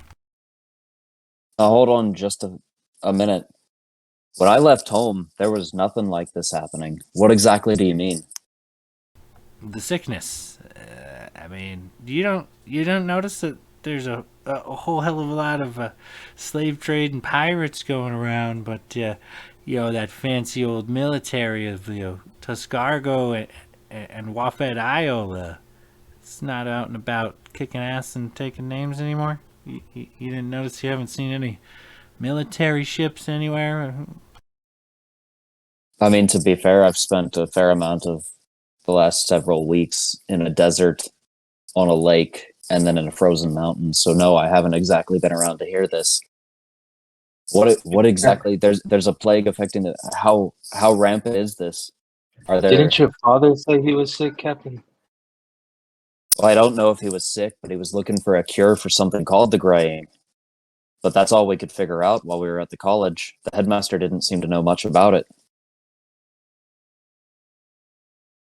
Well, all I know is that it came in subtle, you know. It was like one or two people's here or there, and then it became 4 or 5, and then 10 or 12, and then before you know it, there's several hundred.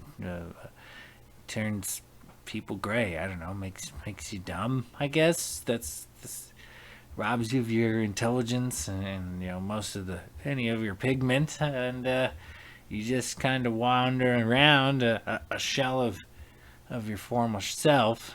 Nobody knows where it came from, but there's a lot of speculations on where it started. Some say it was the Merchants Guild. Others say maybe the Sailors Guild. Not sure. Some still say even just like a random passerby, maybe some travelers or something brought it to the island. But last I heard, it was pretty bad.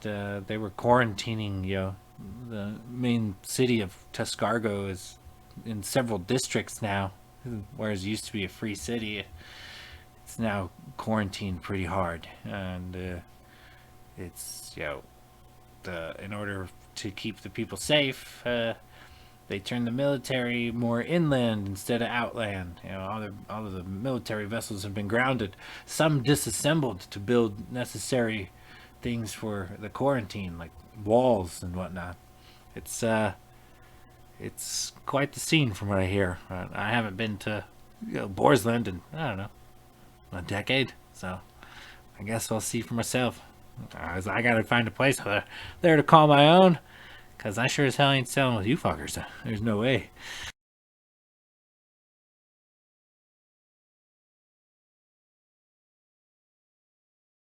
So you said that it's affected Tuscargo and Borsland. Are there any other ports or anything that we should be aware of that you know? Places that we should be on the lookout for? I mean, not really. There's no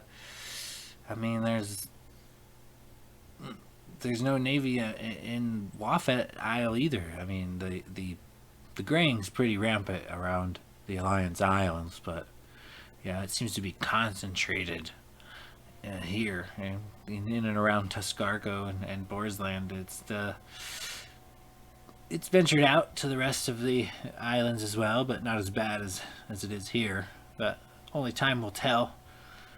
I wonder why the healers at Heroes Perch haven't done anything about it yet. But aside from that, the only thing to watch out for is pirates with Wafet Isle and Tuscargo grounding their navy. It's a fucking pirate paradise. There's factions of pirates all over the place. The most dangerous of which you happen to be perpetuating yourselves as, for the record.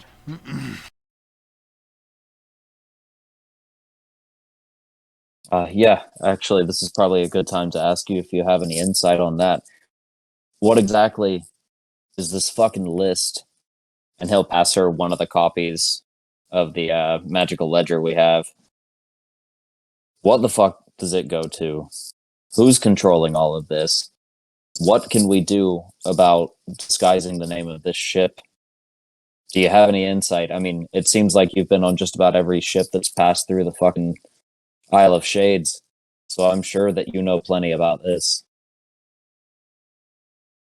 So, I'm not a guild member, but I've worked with a few and drank with a few. And from my understanding, the way it works is it's kind of how the guild uppers communicate with the guild lowers. Now, as far as I know, each ship or crew, sometimes multiple ships and multiple crews, are sometimes asked to do a certain task. Now, they are independent, sailors and crews and captains. sometimes all secretly working towards the same end and not know it. Helping one another without even giving a second thought to it and just kind of completing their own missions. So this is a way of signaling to others in the guild what ships are on the no-hit list. And the no-hit list would be other guild members. So you don't want to attack someone while doing a mission for the guild master who is also doing a mission for the guild master. You see? That's how the list works. They've also been known to write down a good bounty or two, but ships can change hands. Therefore, it's the crew that matters, just to keep everybody's identity safe and secret. This is kind of their way.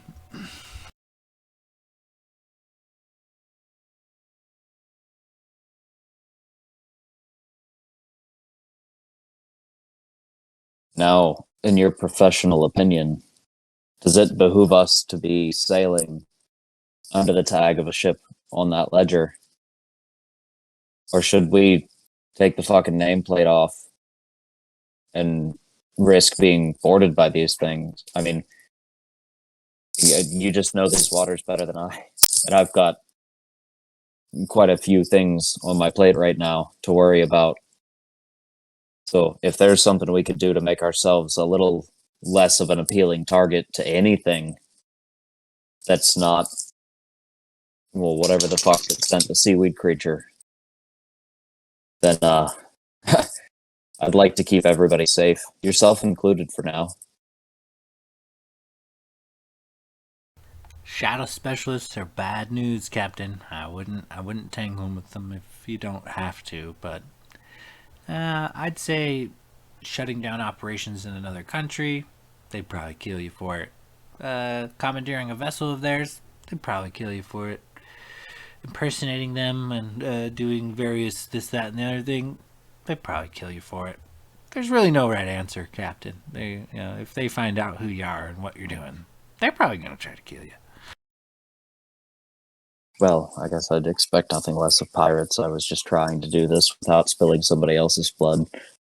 But I'll be damned if they're coming on this ship and taking me off of it, so, well, that'll be their problem. But, in the meantime, we'll get you to port, get you off this ship. You don't deserve to be here after all. And, well, from there, hopefully for your sake, we never see you again. And he'll give her the Renwick wink. She says, "Here, here," and pulls a flask out from underneath her armor, takes a big swig off of it, and offers it to you. It's better than that orc grog shit. Oh, thank fuck. I mean, like I said, after the first glass, you can't feel your face, but sometimes you want to feel your face and enjoy what you're drinking. And he'll take a big swig and pass it back to her, just give her a nod, and then I think he'll head back up to the helm, just try to get some fresh air and a little bit of quiet time. All right, yeah. As you guys kind of glide by, continue on through this little trek of your voyage, the Green Hill Island you guys are slowly passing is roughly the halfway point. You do have another couple of days of travel. So anybody else need to do anything before we roll straight to Tuscargo? I think I'm good. Aside from a long rest, I mean, I think Blade would probably just be maybe up, just kind of secluded on a different part of the ship, maybe just talking with this newfound partner of his and just maybe trying to interact with it a little bit more, just trying to kind of figure out more about it. Like, do you have a name? Like, you don't seem like other crabs I've seen. Like, just kind of trying to figure out more about it. Okay, yeah. I'll give you the basics no matter what, but go ahead and give me a handle animal check. Let's see how that rolls out.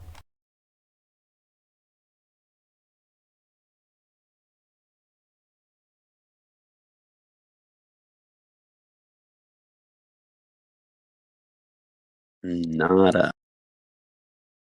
So you're unsure as to what its individual movements and clicks and clacks mean altogether, but you're sure they mean something.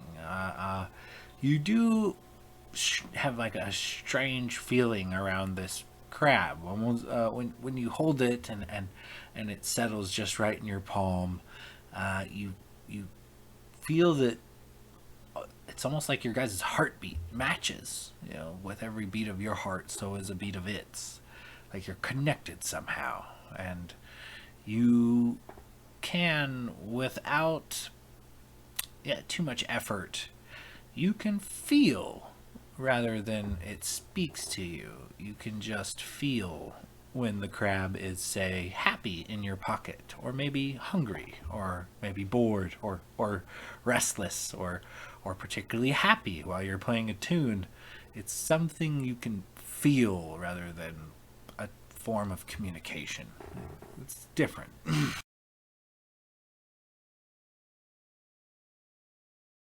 So like I could imagine he's, sitting there and this is all happening. He's kind of feeling and, uh, yeah, not like hearing obviously, but just kind of feeling this crab's emotion, just kind of like maybe trying to figure out his name a little bit and just kind of being like, is your name like, does it begin with like an, like just kind of like trying to word it out a little bit more and he'll get like, no, that's not the right direction. So just kind of maybe working on that. Okay, yeah, and one thing that you get while kind of interacting with this crab is that it is very, very eager to please you. It pleases the crab and brings about like the happy feelings when it does something correctly, to your standards. You can feel it, so you know. And it's kind of it's a different situation having something so familiar with you.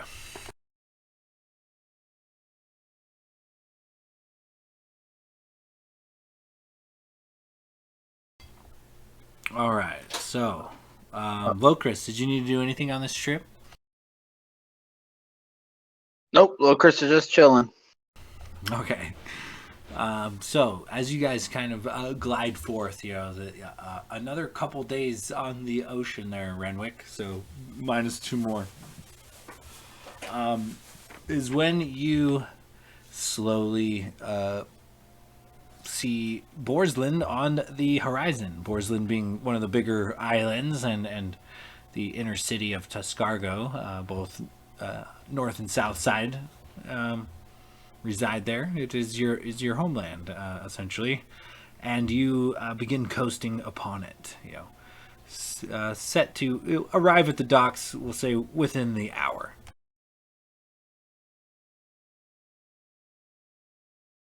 And Lucas wanted to do some on the ride over.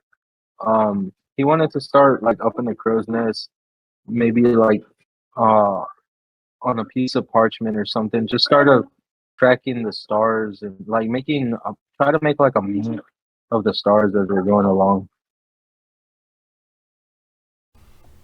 Okay, yeah. Go ahead and I'll call that. Just go ahead and give me a basic like intelligence check.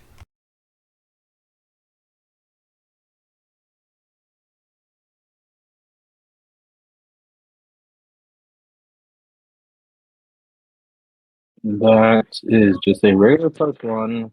I rolled a 12, so 13 total. You managed to map out, several different star systems and maybe even a handful of different constellations. You definitely have started something, but to master it would take some time. But you definitely got it started. Yeah, it's like the day I'll do my watch, and then as it starts getting at nighttime over a couple of days to get there, I'll work on it more and more, try to get it as detailed and just keep working on it. Okay, yeah. And so as you guys kind of approach north side Tuscargo, is there anything you guys need to do before you dock? As you guys kind of pull into the docks of Renwick's homeland. I guess I'm gonna have Renwick go ahead and give me a perception check as you kind of approach your former home. Um, and this one will just be for you. I'll give you the basics no matter what, but we'll see. Okay, and I did want to ask Ariel, like, as we're approaching land and she's with us, just be like, you said that that Borsland's like succumbed to the plague. Um, it's probably in your best interest to help us pick a good port to drop you off in that's going to be safe. So is this our best move right now?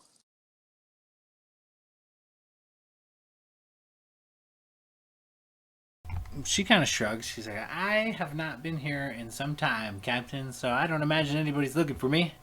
Won't be hard for somebody little like me to disappear real quick. Don't worry about me. Don't worry about me, Captain. I'll be all right. Worry about whatever that bullshit was. You got plenty to worry about besides me. I'll be all right, even with all the graying nonsense. Yeah, that's what I was most worried about. Is it I mean, you said it spreads. Is it contagious? Do we know how it spread? Do we know anything we can do to protect ourselves from it? If you're not worried about it, then certainly you think you can pass by without issue. I haven't heard nothing about none of it, but I'm not really a cleric. As far as I know, it could be contagious. It's got to be spreading somehow. It started with just a few. Now it's roughly a third of the population of this whole country. Glader's gonna also walk up at that point and kind of stand against the railing behind Ariel and Renwick, waiting for the conversation to end. But he wanted to ask something Ariel before we got into port. What's up, No Eyes the Dragon? She kind of smiles at you. She's cinching up her boots, getting ready to depart. Yeah. So I was just curious. Heard you talking earlier about the shadow specialist being kind of running around a lot throughout here. Do you know if they're pretty active in this port, in this area? Look, all I know is government-wise, they stick to their own land now, is the rumor. So the seas are a pirate's paradise. If they are here and the guards are doing their jobs, I imagine they're not here for long, but with them not pursuing into the sea much, kind of encourages pirates to do the old smash and grab. That's kind of been the norm lately, at least from the Isle of Shades. It's been all too easy to do a bit of smash and grab and pull into port, take what you want, get the hell out of there. Most of the time you're on the sea before the guards find themselves on the dock. Gotcha. I was just curious because we are, piloting a ship that is on their list, and we're not necessarily a known crew. And then the shadow specialists are also connected to some of the stuff that we got into back in my homeland. So, just food for thought. Thank you, though. You might raise some eyebrows, but like you said, shadow specialists are one of the more dangerous batch of pirates running about.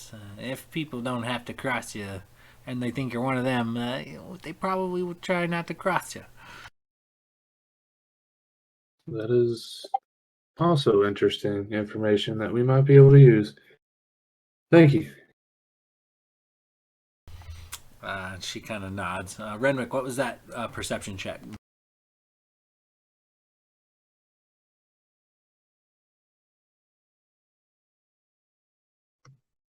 $24. Nice. So as you pull into this port that is your home, it's all too familiar. You can tell right away something's wrong. Like before you even dock the boat. This is like one of the major shipping hubs. Though the town, north side Tuscargo, is not very big, and it's like the main city is inland. So this is kind of almost like a suburb of the main city, or if you will. But it's not a very big community, but it is a major shipping hub for the whole country, not only Borsland, but the Alliance Islands as well. So typically, the bay that holds these docks is just slammed. It's just constant activity. There's dozens of boats in the bay awaiting to get in and unload or pick up their cargo. It's just a constant all-day thing, day and night almost, 24/7. And as you're kind of coasting in, there are almost no boats here. It's the most deadest you've ever seen it. There are a few, but not many. It's not often you see open docks for long here. And you notice as you kind of approach and set anchor, that along the beach line there are what looks to be the remnants of many beached ships, all of which appear to be former military vessels.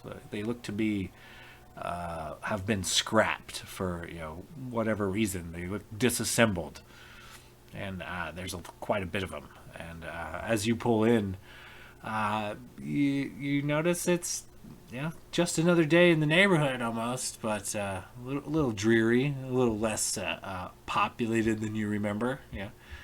You can recall coming home from with your father to several cheering people excited to receive you, and now seems like nobody bats an eyelash. Sailors kind of just continue to go about their day as you pull in and set anchor.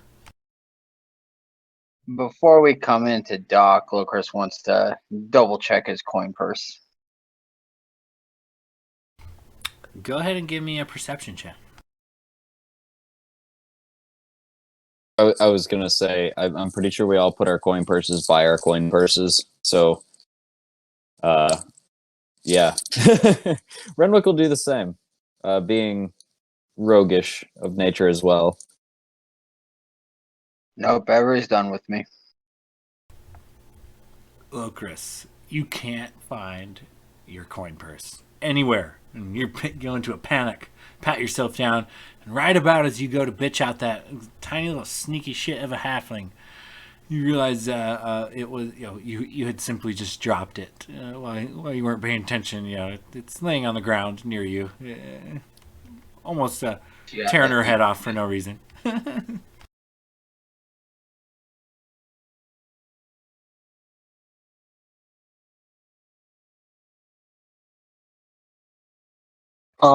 So there's no signs of anybody?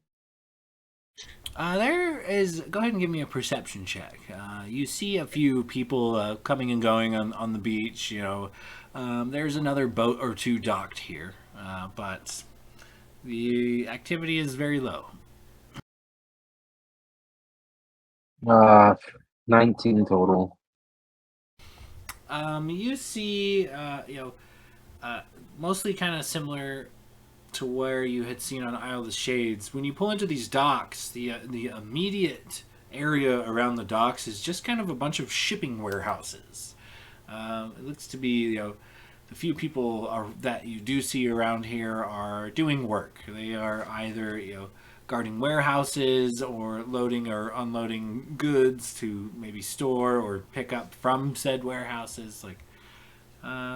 Not a lot of activity, but looks like a laborer type of area.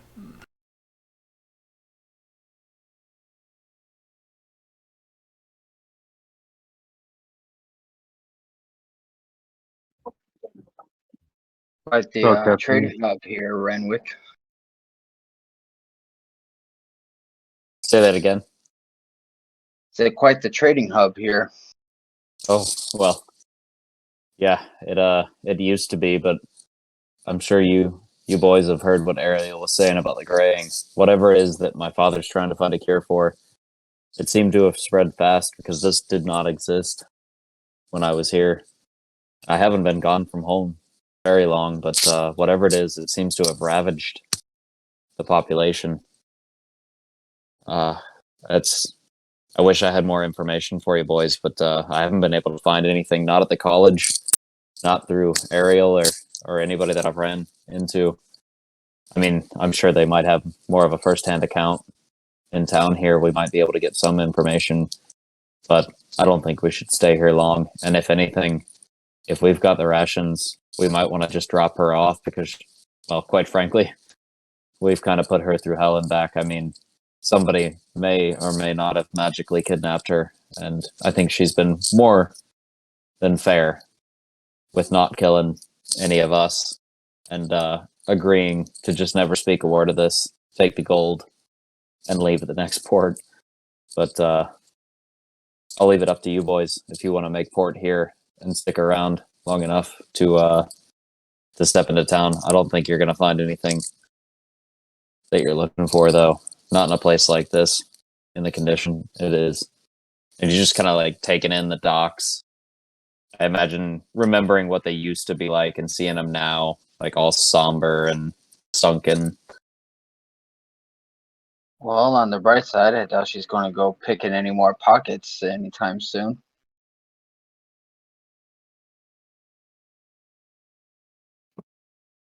Yeah, well, it's been well, we're on our fourth day now of your 10-day time limit. How long do you think it's going to take us to get to where we're going? Escargo? Well, by my count, I've got 5 days left before I finally get to meet whatever it is that's got its eye on me. And from here, insert DM's discretion about how long it takes to get to Tuscargo. So from like north side and south side Tuscargo are separate villages essentially, but still claim citizenship or to be a part of the greater inland city of Tuscargo. There are roads that lead directly there, but from north side to Tuscargo is the better part of a day's travel on foot. You're looking at about 8 hours one way to make it to the inner city of Tuscargo. Oh, okay, gotcha. So we can't make port north side. We have to land in Tuscargo and then hoof it up the north side. In retrospect to north side Tuscargo, there is also a south side Tuscargo, which is another smaller kind of a fishing community. Here, let me read this out. So it's a decent-sized dockside community consisting mostly of farmers and fishermen. Several docks also receive and deliver cargo. A few small local business owners operate in the area, but most do business in the city. And same goes for north side Tuscargo. There's a few smaller businesses, including your parents' inn and whatnot, or tavern. But the Crooked Cock, I believe we agreed to call it, that is in Northside Tuscargo. But so there's a major city inland, and it has 2 small villages that act as shipping areas to the inner city. Northside being one of them. Okay, so we're at number 5 currently, correct? Correct, number 5 on the map. Okay, gotcha. Yeah. And Green Hill, which we passed by, was number 10? Correct. Okay, cool. Gotcha. Now I got it. Got my bearings. Well, I mean, I suppose, man, you're the one who lives here. Do you think it would be safe to leave our ship here? Or your ship here? I'm sorry. Well, I mean, the docks are technically still operating, so I mean, so I guess, is there a way that we could dock in? All right, yeah, sorry. You explained this, and I just don't think I followed it very well. There's no way for us to dock in north side, so we have to basically stay where we're at and hoof it from here, whether we're going north or south side. Yes. You can dock in north side or south side. There's plenty of docks for you to pull up to. Oh, okay. But the main city is inland, so you will have to leave your ship behind and travel several hours into the mainland to get to the main city, if you will. Okay, so yeah, in that case, now that Dakota has figured his shit out, Renwick will look at the party and just be like, "But look, boys, my family's in North Side, and quite frankly, I could do with a drink, but for some reason, the drinks just taste a little bit better when you're sitting in a booth at the Crooked Cock. And so I think we should just drop Ariel off, and then we'll head up to North Side, let you meet my folks, and see if we can't make sense of all this.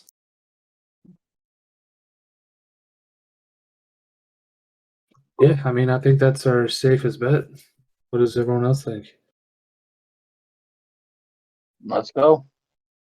I think the sooner we get off the water, the better.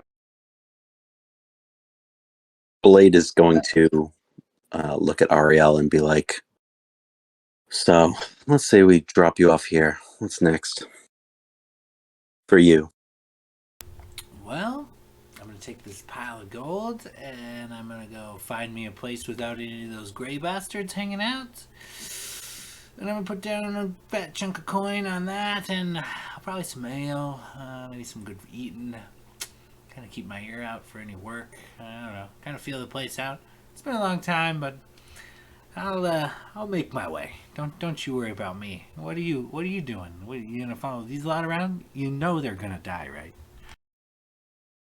You know, we're all eventually going to die at some point, but, you know, it's dying with friends, you know, instead of being alone by yourself. And that's important to me. You know, you can dock here, you can take your time and really, you know, buy some ale, chill out, maybe buy yourself, put a down payment on a nice home, get a nice interest rate. But eventually, you know, the way this, or at the rate that this graying is spreading, it's going to find you and it's going to catch you, and you're going to be alone. You're going to just be in your own dumbfounded world. But you know what? I'd rather do that with friends. And, you know, whether I die today or 30 years from now, I'd rather it be something important that I die for. You know, we're not the most polished group, and kind of as he says that, he takes a stroke of his lute and or strum, and maybe one of the strings just breaks on it and goes, you know, we're not the most well polished, but we'll find a way. And you know, this place isn't looking the most promising, to be honest with you. I mean, what do you say about maybe just following us for a little bit longer?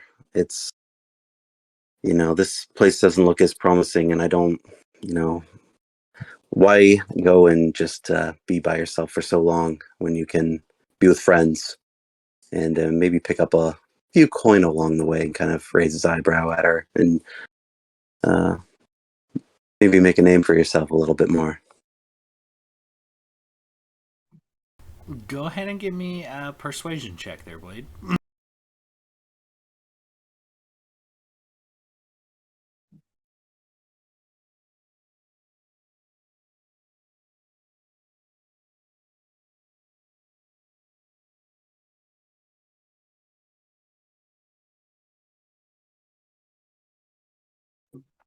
$21.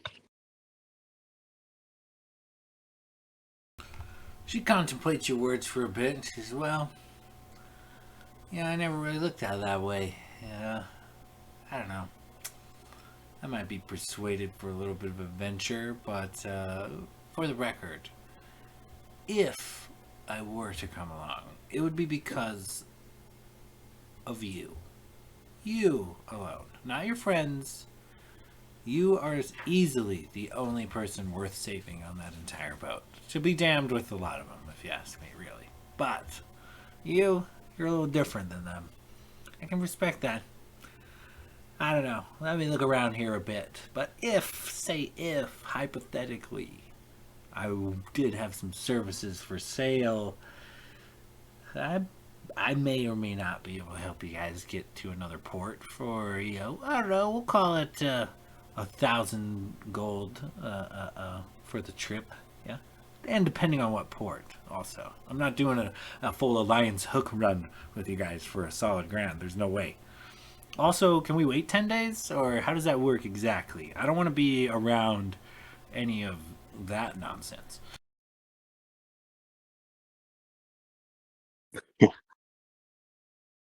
Well, you know, let's just say we go sailing, and when we land port, you can maybe, if you'd like, go about doing your own business, maybe looking at other ships. Maybe we'll find more ports with a little more ships in there. Maybe you can take that and what you find is yours.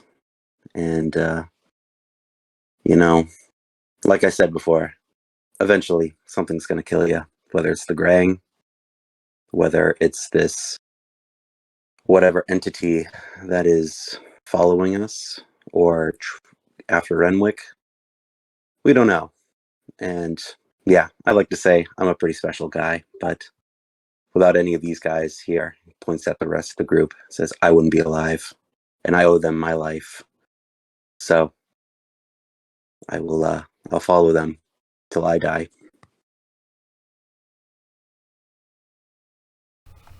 She kind of smiles for a bit. She kind of looks out over the fucking waves and things, and she's just like, I don't know, man.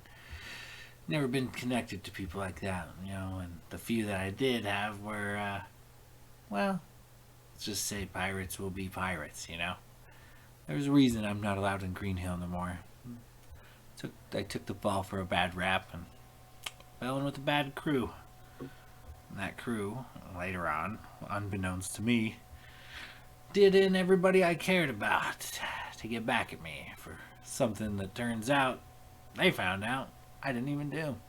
Well, that's kind of, you don't get hurt if you don't bring anybody too close. But also, you gotta weigh your options with a clear head. I might die of the graying, but it's going to be with a full belly and on a tankard of ale. You're gonna get sucked to death by sturge. That sounds awful. I choose death by graying if those are my options. Logus heard sucked and sturgeon, got the attention.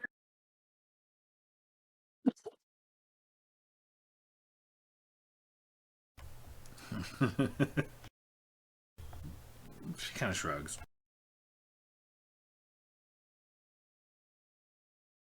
Well, if we we might get sucked to death by these sturge, but maybe if we see this thing through with Renwick, maybe we can take a look into your case as well. We're not pirates. We might look like it. We're pretty shoddy looking, but we mean the best, and we look out for one another. And you've proven that you can be reliable and that you are there to help us. And in return, we're looking out for you as well.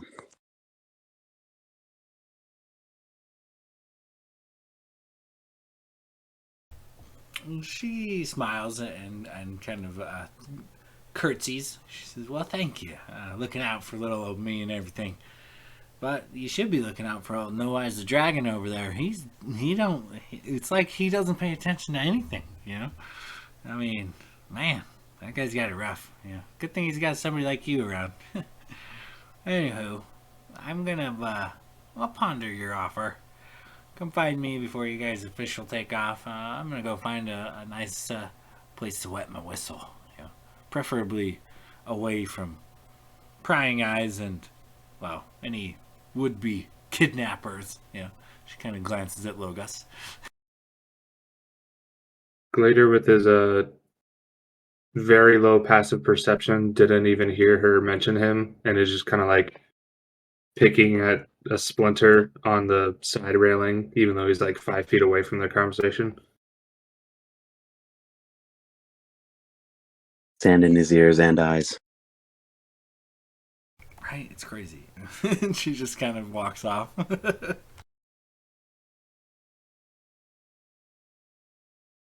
So, as you guys kind of pull in and set anchor, you do notice, after a short time, a gentleman in a sleek black clothes does slowly make his way down the dock and kind of await patiently for you guys to disembark.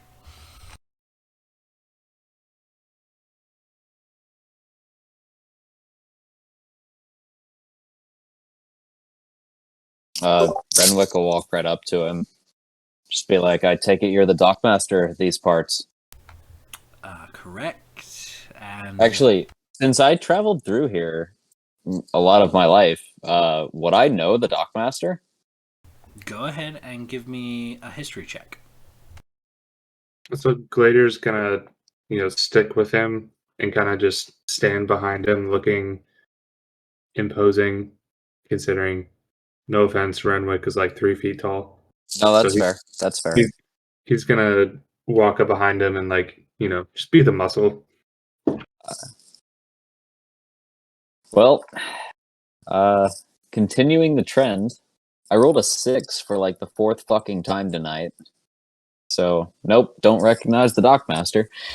You recognize him as like a local because you guys have been in the same community, but you've never actually like had a reason to interact or talk with this person. You might have seen your father chat him up a time or two, but you know he's a local, but you have no idea what his name even is. All right, fair enough. Well, as Renwick walks up, he'll get off the ship and kind of make eye contact and give him the nod from a long distance, letting him know like I'm heading over to you. And when he gets up close, he'll be like, you look awful familiar. I think I might have ran into you in my travels. I think you might know my dad, if I'm not mistaken. He's been a merchant that's passed through these docks more than a few times. Last name Turner. He kind of looks you over and says, yeah, I remember you and your father as well. He looks over at the Dawn Treader. Go ahead and give me a quick perception check, Renwick, and Gladiator too as well, since you're there. Dirty 20.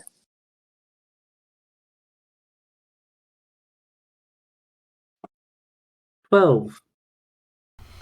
Gladiator, this place is awesome. There's like some kind of a weird tropical bird squawking off in the distance. It kind of catches your eye. Yeah, in my head, I'm just like saying over and over again, "Look intimidating, look intimidating, look intimidating," and I just don't even focus on anything else.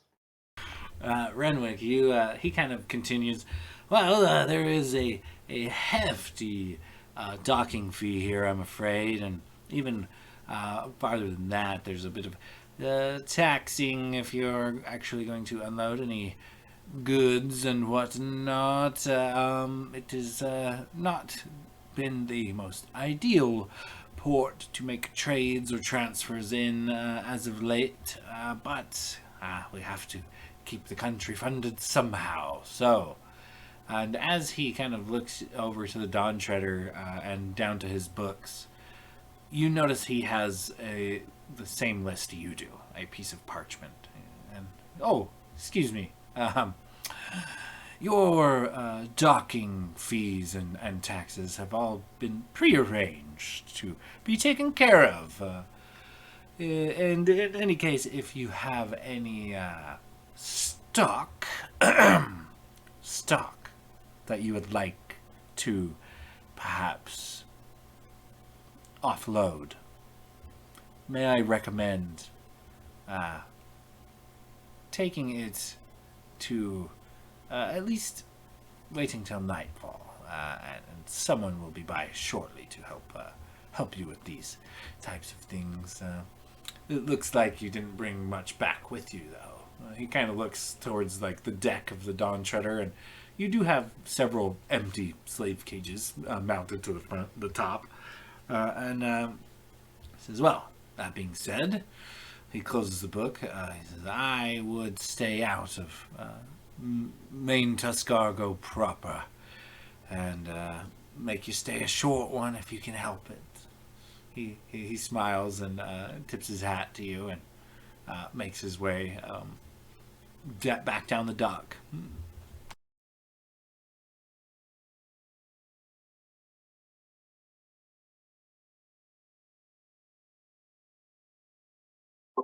Well, Renwick, that was weird. Why do you think our fees are already covered because we're on that list?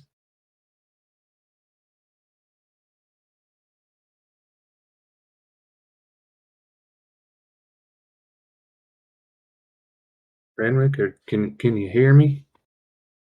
shake his shoulder. He's Oh, talking. I'm sorry. I was just waiting for him to get out of earshot. But while you were picking splinters and staring at the pretty birds, I happened to notice he has one of those magical ledgers. And the second he saw the Dawn Treader was on there, he waived our fees. So I think it's safe to say that the Pirates Guild's got a pretty heavy presence in these parts. That being said, we'll be keeping an eye on our ledgers to see if our name changes at all, because I'm honestly kind of curious as to whether or not they log when we make port. And like, I'm gonna, I guess, make a note to just periodically, every like hour or two, I think he'll just kind of pull the ledger out and glance at it to see if anything with the Dawn Treader's name has changed on the ledger moving forward, especially now that we're in pirate waters and we've had this weird encounter with the Dockmaster.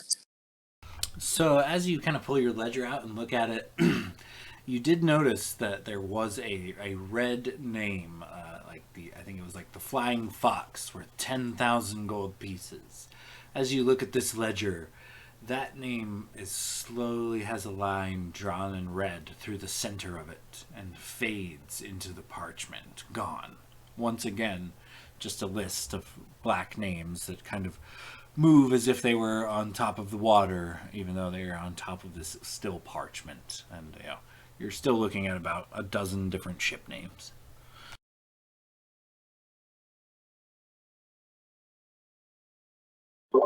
Well, I guess we should get the rest of the crew and do a little investigating. You were talking about your family has a tavern here? Does that mean we get to drink for free? Well, we're not quite in North Side yet, buddy. I think we were just making port to drop Ariel off. Or I'm sorry, did I miss that, Sean? We're in that main port we were coming up on, right? We're not in North Side quite yet.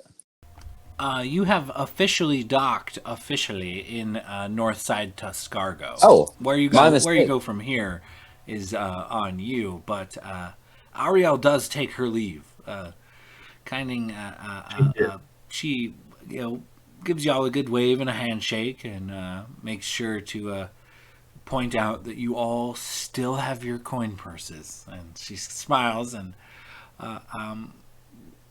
takes her leave of the party, making sure to stop by Blade on her way by. She says, look me up if you're in need of a sailor, particularly if, it's 10 days from now and you guys are in a little bit safer position, or maybe these idiots actually go get themselves killed and you need a new partner. Look me up. And she kind of gives Blade some knuckles, and then she bounces. Blade will kind of do the signature Renwick wink as he's picked up from him and just nod. Hey now, don't you go using my thing to pick up ladies. That's my thing for a reason. And then he'll just wink at Blade. Well, so what is this bar that your family has? Again, do we get to drink for free because your family owns it? That is a very important question that needs to be answered. I would like to think that you will be providing your patronage to help my family, because times have been tough, and as you can see, tourism's down in this area, so I'm sure that you'll be paying full price, buddy. But it's going to a good cause. It's keeping the crooked cock alive, and keeps the ale flowing. Perhaps I'm just kidding. For fuck's sake, I'm sure we'll drink for free. If anything, I'll be buying your drinks after everything we've been through. And quite frankly, you have signed up for whatever I'm about to go through. So the least I can do is buy you a couple of beers before I get you killed. But, I mean, if we can help keep the crooked cock flowing, that sounds good to me. well, I guess we better go stimulate the crooked cock with some of our found treasures. Dick jokes. I would love to keep the crooked cock up. No, I know how to work a crooked cock. Don't worry about that. Yes, we're all aware. We've seen your work with the Sturge. God damn it, man! We were just being funny. Well, in all fairness, you've brought it on yourself, and if I'm not mistaken, you are the youngest member of the crew, so... And also, to be fair, it's still funny. I think our friend Lady is the youngest. I'm over 100 years old.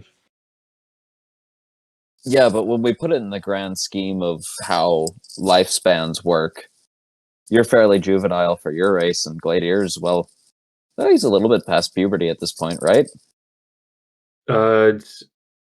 I'm technically like just reached adulthood for Dragonborns. So like I'm like in human years, I'm like somewhere between 18 and 20. Yeah, Logus would be just over his 100 years, which would be the equivalent of like turning 21 for humans. So Okay, so we're like the same age. Pretty much. I mean, Which Blade's makes 20, sense. yeah, What was that, Blade? Blade's 23, but half elf. Yeah, see, yeah, we're all pretty young. But yeah, again, suppose we all are on the younger side there, and well, quite frankly, it's just hard to tell age across multiple races, so you'll have to forgive me there. But either way, we just can't help but give you shit, buddy. I mean, after all, we did, well, I say we, Blade had to clean up your mess after you magically kidnapped a girl. So I think a handful of jokes are better than probably the best outcome that you could have received for what you just did, which is technically a felony. I Well- did what I thought was best for the group. Next time, I'll just let it run off because captains wants to tell everybody that we run across that we kill bounty hunters. In my defense, I only told the one person, and I was hoping to befriend her. And it would have been a little bit easier had you not magically roofied her. But it worked out in the end because it sounds like her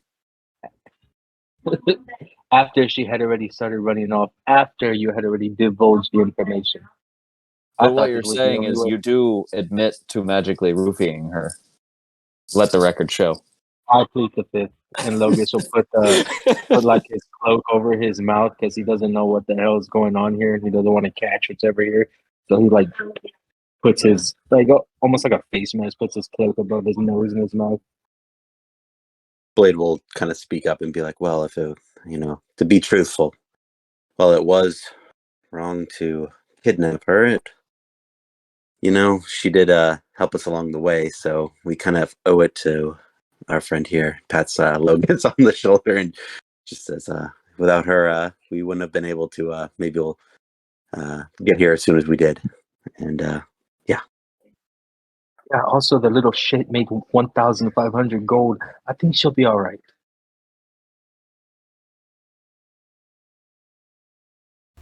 As you guys kind of like are having this conversation, you do notice that one thing seems out of place, Renwick. As you guys kind of get on the other side of these warehouses and into the town proper, the local nearby temple / clinic, small tents have erupted by the dozens surrounding these old stone buildings. A temporary housing for the sick, as they are cared for. Most of the people here look to be kind of pudgy and gray in color. It looks like the area around the chapels as you guys kind of enter town is pretty void of locals. They look to be actively avoiding the place, except for the clerics that are tending to the sick and wounded. It looks to be like both chapels here in your hometown are overrun by these kind of gray, chubby-looking humans and halflings and the like. And as we're walking into town, I imagine Renwick throws his hood up and grabs a cloth and just kind of covers his face, not trying to draw any attention, especially after noticing the way that Dockmaster reacted to us. But he kind of looks back at the party and he's just like, I wish that you guys could have seen this place like, before the graying happened. I've never seen it quite like this. Yeah, I think he's just trying to kind of take it all in as they're moving toward the tavern. Okay, and as you do, upon approaching the tavern, Renwick, your heart seems to sink. It looks to be in disrepair. The sign out front is hanging haphazardly from a single chain. The door looks to be resting partially open on a single hinge. Many of the small glass windows are broken, and it is very, very dark inside.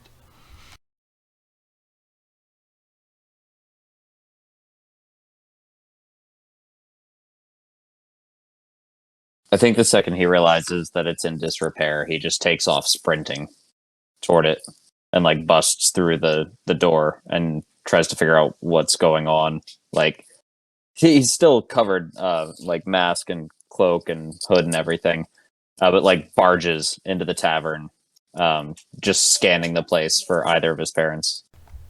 So, upon entering, the thick layer of dust and cobwebs would suggest this building has not been used in some time. A single halfling sits at the bar, back turned to you.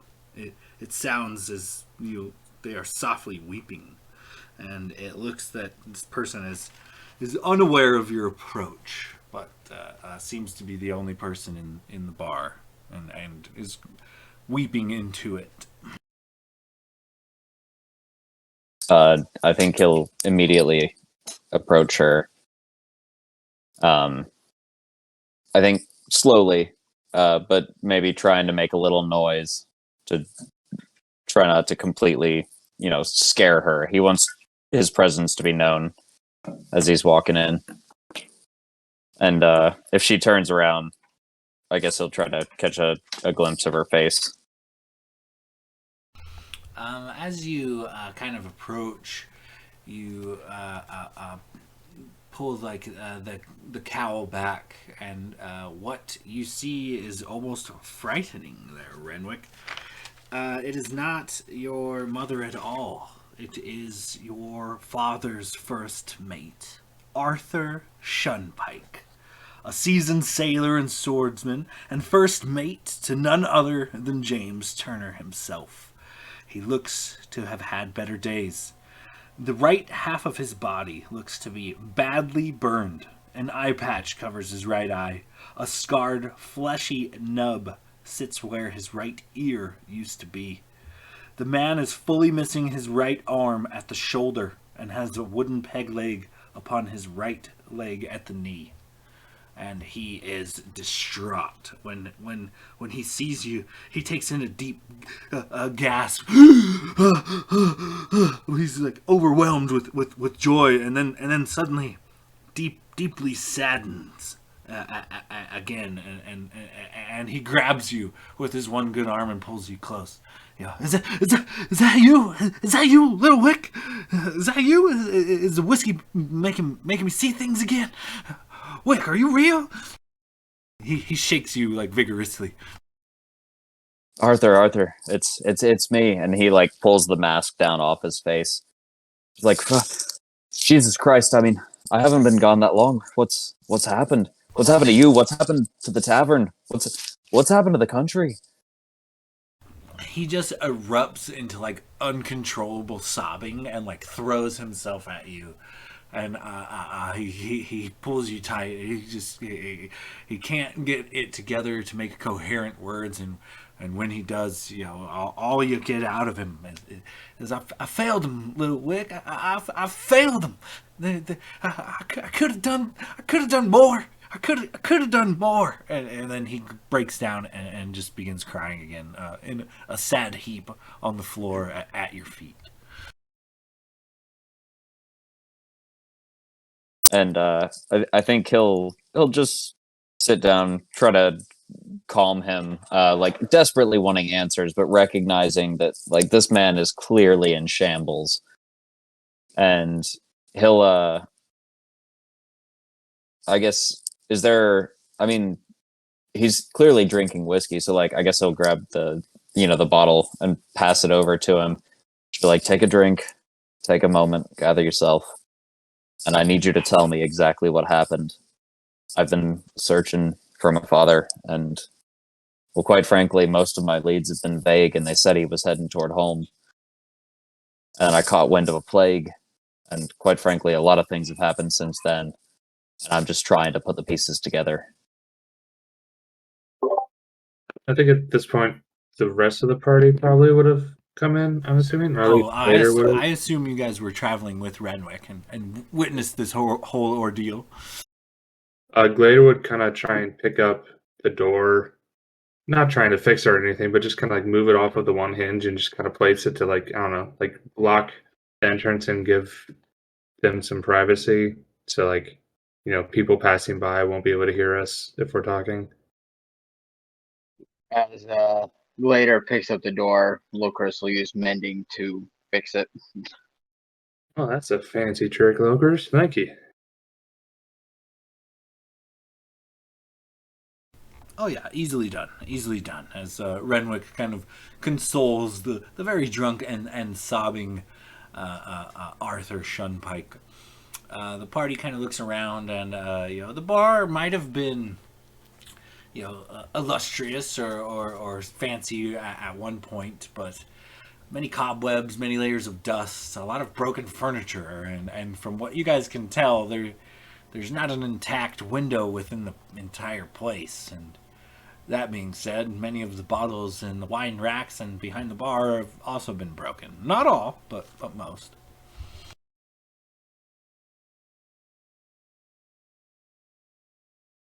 Arthur kind of takes some deep breaths and takes a pull off of this bottle of whiskey and writes himself and says, "Well, it all started just a bit after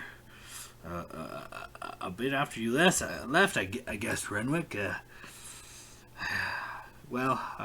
went with your pa to head into Hordenshire. There was some green lizard folk he needed to chat up about something or another.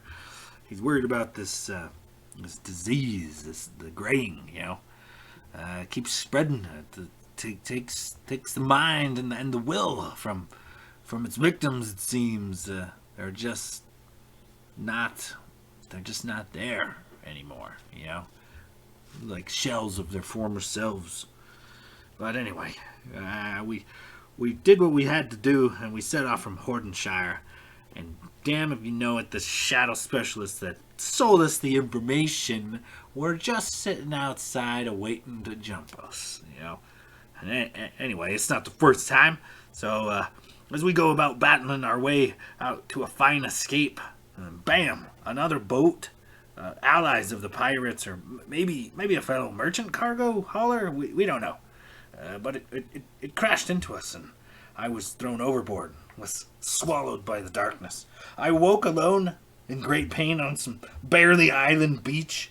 My right foot, I noticed, is little more than a bleeding bloody nub, alone on an island with naught but 1 foot and some dirty clothes. After a fortnight, a merchant cargo hauler happened by. A rookie captain was, of course, happy to have the extra hand about and figure out what was going on, heads up on the pirates in the area. I was able to barter package back to Northside. I came straight here to see your pa and get the details. But I only found your mother and her telling me that I'm the only member of the crew she had seen. We had both began to worry at that point. After a few weeks, our persistent inquiring as to info on the ship's location, it must have caught the eye of those that sank or commandeered it. For one night, a hefty pile of them shadow specialists, they came in here, bullying your mom, telling her to be quiet or else, And her being her, she told them off. The man doing the bullying raised a hand to strike her, he did. And it was the last thing he ever did. I buried my rapier to the hilt from behind, through the ribs, straight to the heart.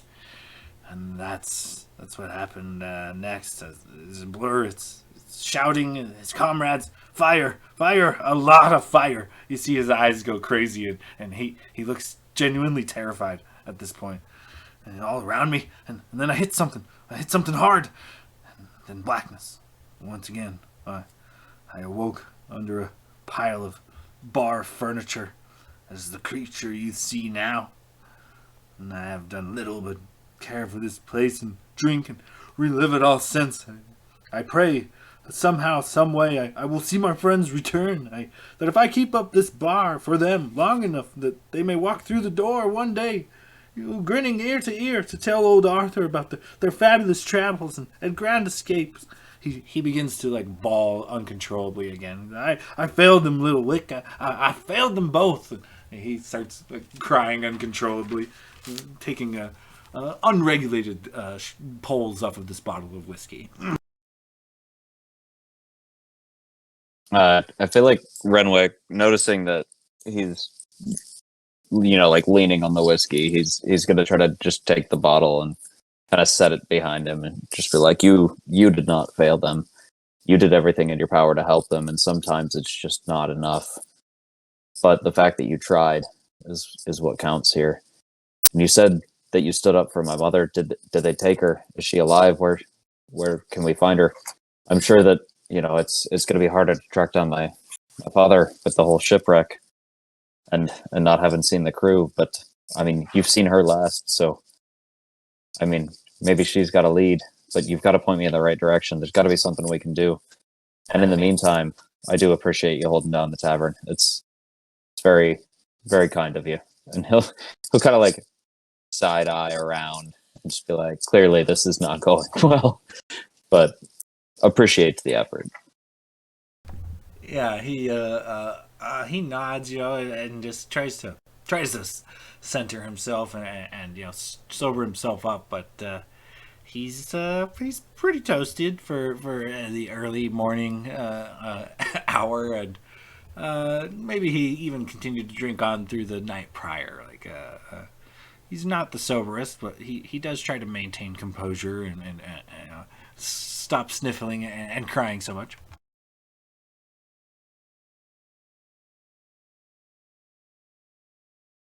I don't know, Wick. I don't know. I know that if your ma was here, she'd have came back home. She's waiting on you and your pa. And by the time I got back and met up with her, you had already left to go find your pa. And now this. I don't know, Wick.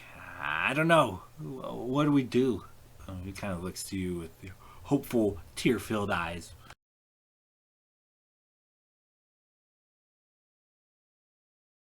Well, what we do is we find my fucking parents. We find the people that did this. And we make it right our way. Well, I'm actually going to need you to hold down the tavern. Because, quite frankly, without a bartender, it doesn't really work. But me and my friends here, we've got a certain set of skills that might come in handy in this particular instance. So if you've got any information you can give me to point us in the right direction, we'll take it from here. We'll find them. We'll make this right. And your sacrifice will not go in vain. I don't know much, Wick. I don't know much. Just that the shadow specialists are not to be trifled with. They're a powerful guild. And I don't know where they took your mom or what they would have done with her if they did take her somewhere. I just don't know. I with the fleet here being down in Borsland, it's been a pirate fucking paradise. They come and go as they want, and they take what they want where they want. Little to no repercussions. I don't know. I don't even know where to turn. I got nothing but your family, and I feel like I'm letting them down at every opportunity. Now you're here. But how long? How long till old Arthur lets you down too? And he starts bawling uncontrollably again.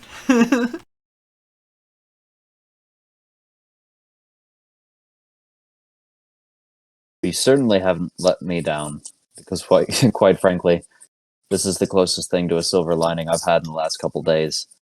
And let me assure you, it's been a rough couple days. But just know that we're going to make this right, and that everything you've done up until this point is the reason why we are able to move forward and figure this out. So, you've not failed me. If anything, you've given us everything we need to figure this out, or at least give us a point to start on. And for that, you should be proud, and I'll be eternally grateful.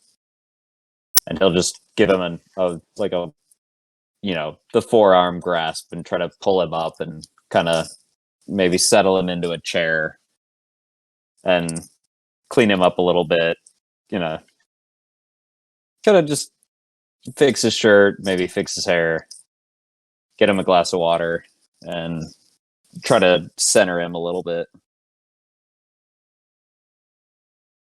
Okay, yeah. As you do so, he is totally filthy and easily has not showered in weeks. It is not a pleasant experience. Looks to be living in and around his own refuse on the very bar stool you found him on for a day or more at the very least. So there's that as he kind of tries to regain his senses. What's the rest of the party doing in this rather rundown and dusty bar at the moment? Little Crystal will lean over to Glader and be like, I'm getting really tired of these so-called shadow specialists. They were annoying down in Hordenshire. Now they're annoying up here. Just need to kill them and be done with them. Yeah, it is a little concerning that there can, seem to be connected to not just one of our party's problems, but two of them. I think it's definitely something we should look into. I mean, it's possible that our primary concern right now is this whole 10 days situation. But, yeah, I agree with you on that. This shadow specialist spreading wide and far is pretty concerning.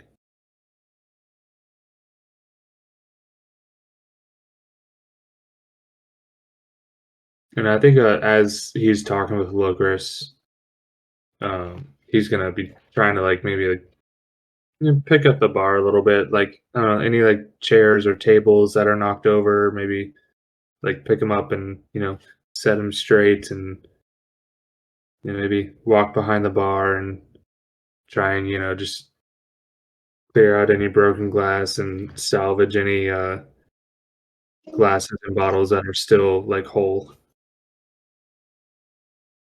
Logos will see Gladier doing that and start going around to the broken chairs and broken bar and glasses, and use the mending cantrip to start trying to fix things here and there, and put chairs back together and try to fix up the bar, and maybe any broken glasses, try to fix them up. Just help tidy up and clean up and put things back together.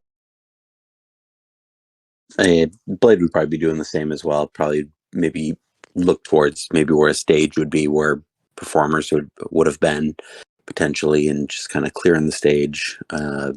Maybe just tidying up.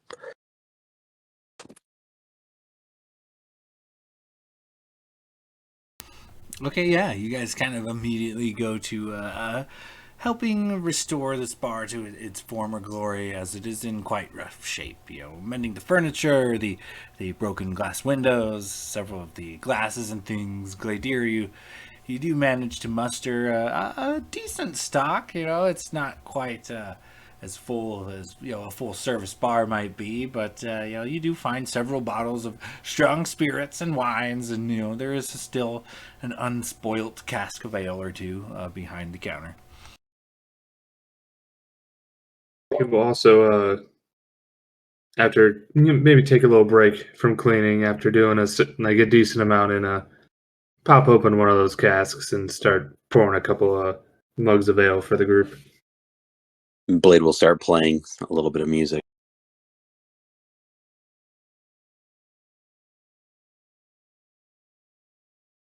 Okay, yeah. Like, we'll try to get a game of quarters going.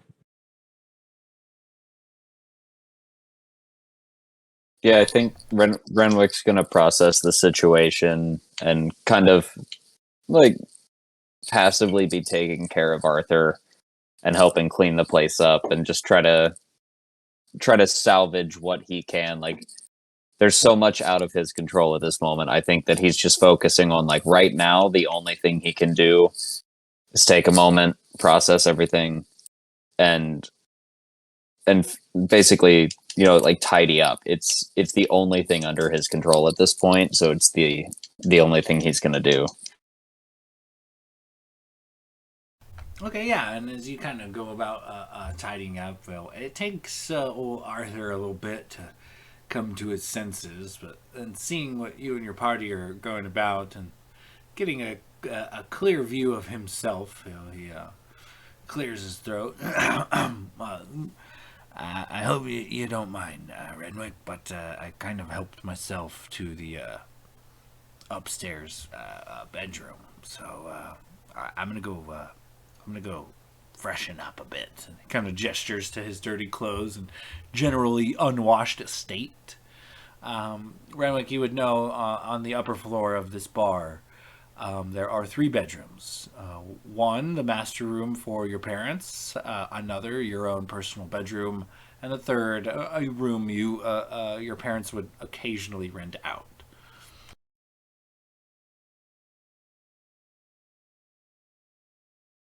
Arthur kind of excuses himself and heads to the guest room and closes the door behind him to freshen up a bit.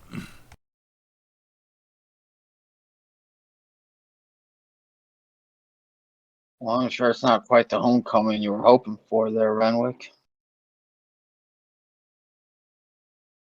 No, I've been searching for quite some time, and conversations with the headmaster had me, I guess, lulled into a false sense of hope that it'd be as simple as coming home to the tavern and getting some answers from my folks. I haven't seen them in quite some time, and I'd still like to know why the hell my father left without saying anything. But, well, it seems like life's thrown us yet another curveball, so we'll take it in stride, deal with it as it comes, and well, boys, despite the fact that we have a tendency to fuck everything up and muddy the waters, we'll get where we're going eventually. So, as for now, well, I've got a couple days worth of a countdown before I get to meet a new friend. And until then, I fully intend to spend my time searching for my parents.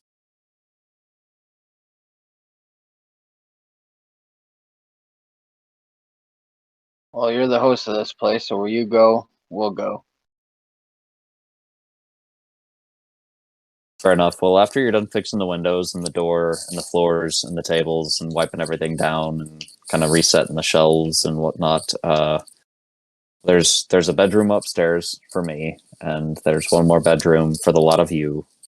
I'm sure you could work out some sort of bunk bed situation or sleeping in shifts, and yeah, we'll go from there. And he'll just kind of wink at you and be like, I'm just kidding. There's a couple rooms upstairs. We can spread out a little bit. We can rest up and see if we can't find word of what's transpired within the town and the nearby citizens.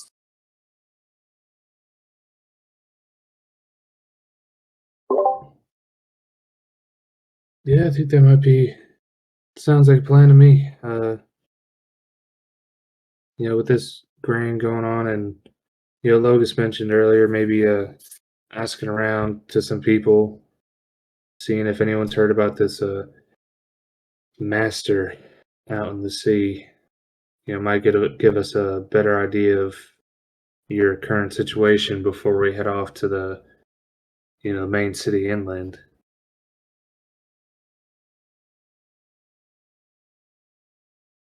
Well, we were told to basically stay away from the main city of Escargo, so perhaps we stick to north side and south side if we don't get our answers there. then we head inland. It wouldn't be terribly hard to traverse the coast from north side down to south side. And I mean, Ariel herself did specifically tell us to stay away from the inner city. So if we can avoid that, it's probably in our best interest. Yeah, that's a good point. Do you think the dockmaster was just saying that though because he thought we were part of the shadow specialists with your father's ship? You know, it So is that on is the, a fair point. I didn't think about that. He probably does think of us a little bit differently than most.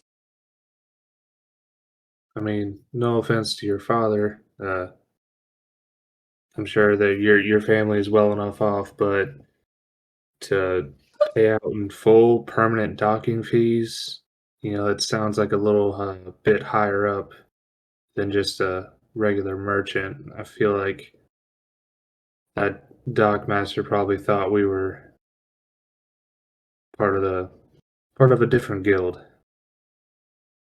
Oh, I think that goes without saying, considering the magical ledger he had matches the one that we have. So he knows for a fact what this boat is linked to. So if we're getting free docking fees in any place, it's because of who technically owns that boat these days, despite the fact that it was my father's ship before then, and right now it's currently my ship. Uh, we won't get into the finer details of stealing things that are already stolen, but technically speaking, on paper, it's owned by somebody else. And for now, that's getting us, a bit of a pass in certain ports, at least ports without the Navy around. So in these parts, it actually kind of behooves us to be under that guise. Yeah, and I mean, if he thinks we're shadow specialists and he's telling us not to go to the inner city, might not be a bad idea to go to the inner city because then we're not going to have to be worried about anyone, you know, trying to do us harm from that guild. I mean, it's a fair point. What do the rest of you think? He looks out over Blade and Logus and Locris. It is a fair point that they're trying to direct people. I'd say, if anything, the disease is probably contained to that area. So, do we worry about somebody slitting our throats, or we worry about catching whatever the hell this thing is? I'd be more worried about catching whatever the hell this is. feel like we could handle ourselves in pretty much most fights, but diseases are completely different.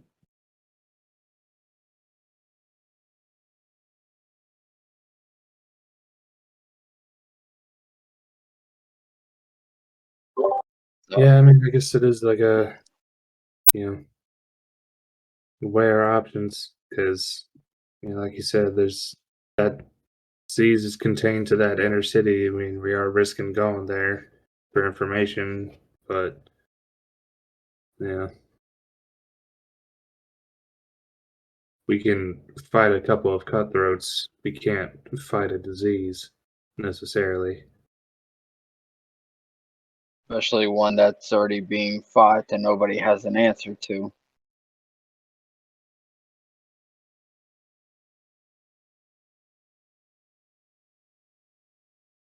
I think we might be better taking our chances trying to get your mom back or something than we would going down there and possibly coming back with this gray plague. That's a fair point. Well, then I guess we ask around to see if anybody saw what happened after the shadow specialist raided the tavern. I mean, Arthur here doesn't know what happened. Clearly, he sustained great injury. He was probably passed out by the time they left. But maybe somebody in the area has a lead, could point us in the right direction. But it seems like the best chance we have at finding my dad's finding my mom. Best chance at finding my mom's finding the shadow specialists.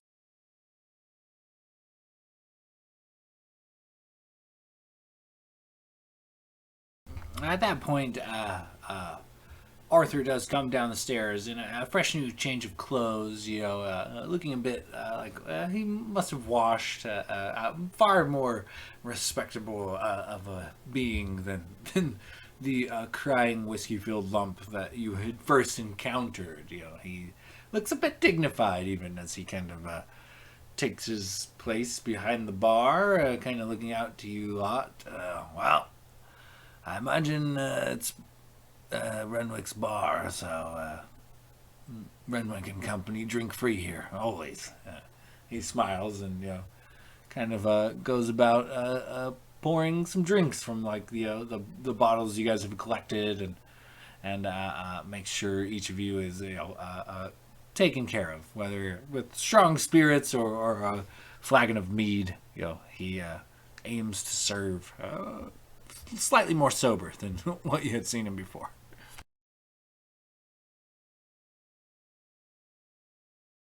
Oh, good to see the color back in your face there, Arthur. It had me worried for a minute. I mean, clearly you've been through a lot, but I've never known you as one to let things like that get you down. So glad to have you back at the helm, so to speak. Yeah, well, like so much around here, it's on your shoulders there, little Wick. You give me hope that they might be out there, might be heading this way soon. He kind of looks like, gives you like the 1,000-yard stare for a moment, and kind of snaps out of it and goes back to, catering to your party. Well, it's not a well, let's just say they're out there somewhere. I don't think they're gone. They're too damn stubborn for that. They're out there somewhere. We're gonna find them. It's just a matter of where and when. But for now, you leave that to us. You just keep the crooked cock going. So, Arthur, is it? I'm Glader. We haven't been properly introduced yet, but Renwick, he helped me in a very tight spot that I was in, and saved my butt more than a few times. So I'm here to help him out too. But you won't have to know. Like, do you have any information on where these shadow specialists, lay up shop while they're in town, or anyone who might have information about that? Anyone who knows anything? Because any sort of information might be able to help us find, good old Renwick's here, dear mother. Wow.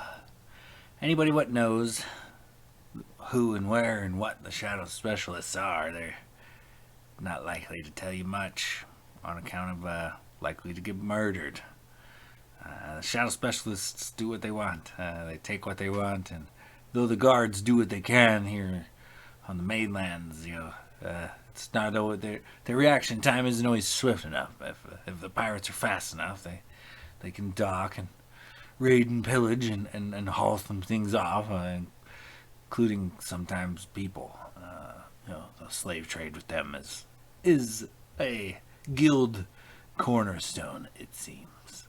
But alas, where they are headquartered, where they are all at currently, I do not know. Just only that they greatly exploit the situation within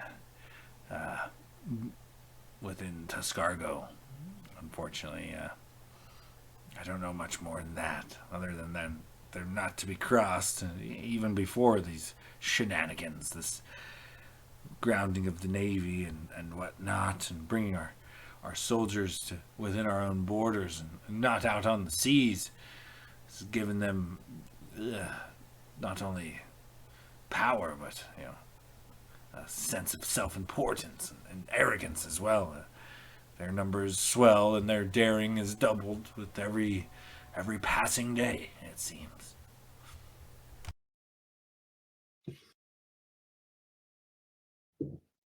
So we had some information that the shadow specialists were helping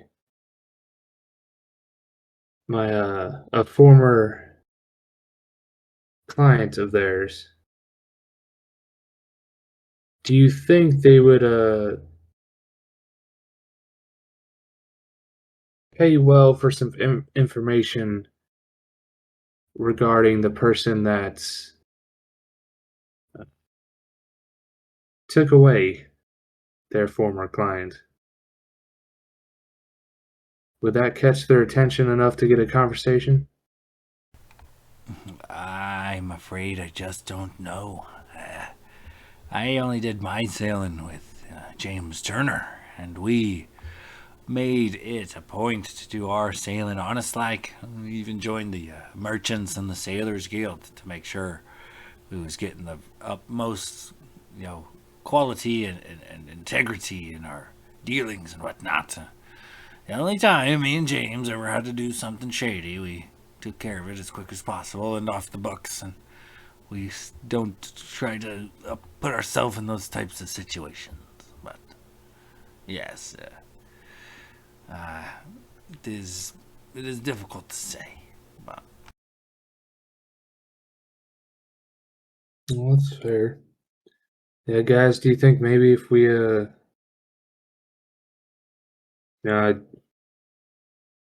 felt like I just got out of the position of being bait, but we might need to use me as bait one more time. Do you think if we maybe dangled out the information that our group knows the whereabouts of someone who killed one of their employees slash clients,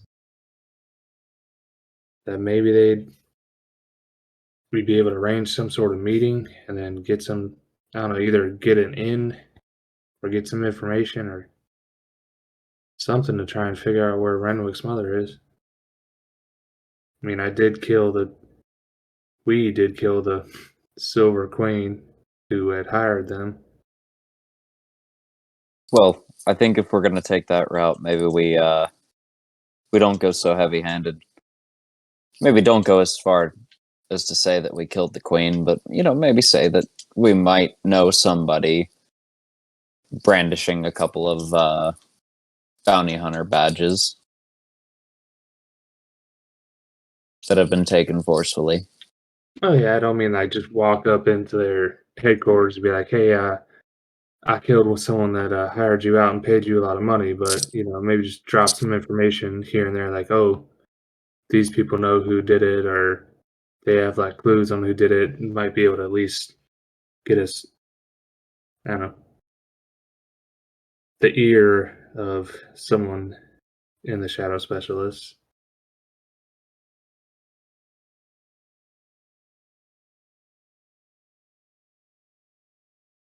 I'm more of the type to just say screw it and let them know we killed them, or go hunt some down.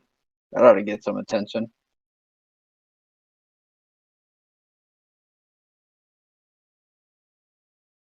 Well, we did just have the water hammers right there in front of us.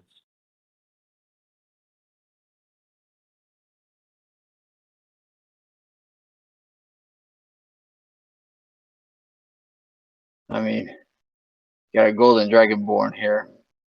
I don't know if we'll be able to sneak around too much.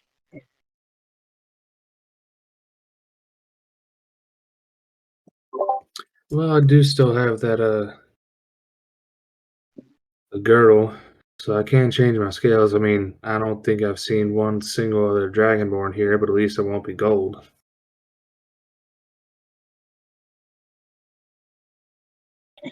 Well, it's Renwick's family, so I'd say we follow his lead. If he wants to play quiet, I could do it quiet. If he wants to just get some attention, and then let's do that. Well, I think it's in our best interest to play it quiet at first, and if that doesn't work, then we take a more aggressive route. But in my experience, taking the quiet route, if you have the opportunity, is usually the better way to go.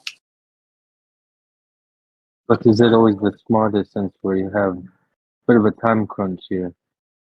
I mean, I don't even know how many days we have left, but something's coming for us within 10 days. Well, by my count, we've got about 5 days left. And in all fairness, it's not coming for us, it's coming for me. So, whatever it is, Yeah. in the meantime, I say we just do our best to carry on with what we can work toward. Maybe if we get lucky, we'll catch rumors of what it is I'm dealing with. But for the meantime, our biggest issue is finding my mom and my dad.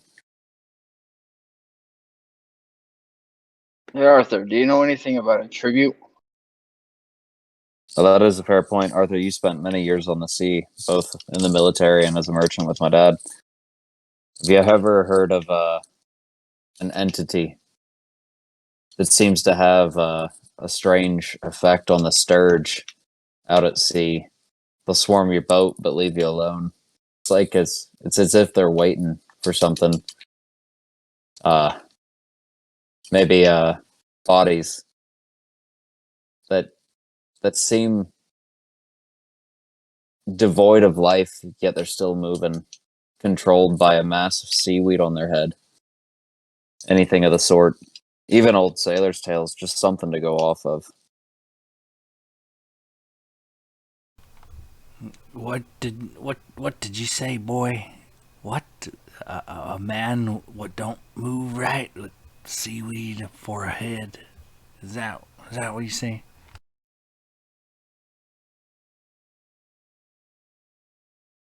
Well, given that my dad trusts you, therefore, I'm just going to go ahead and trust you. I've known you most of my life. We were out at sea, and all of a sudden the wind stopped, and a swarm of sturge, like we've never seen before, moved in. They landed on the ship and around the water near the ship, and they just kept staring at us. They weren't attacking. They weren't hostile. It was like they were waiting. And then a body got shot up out of a jet of water onto the ship.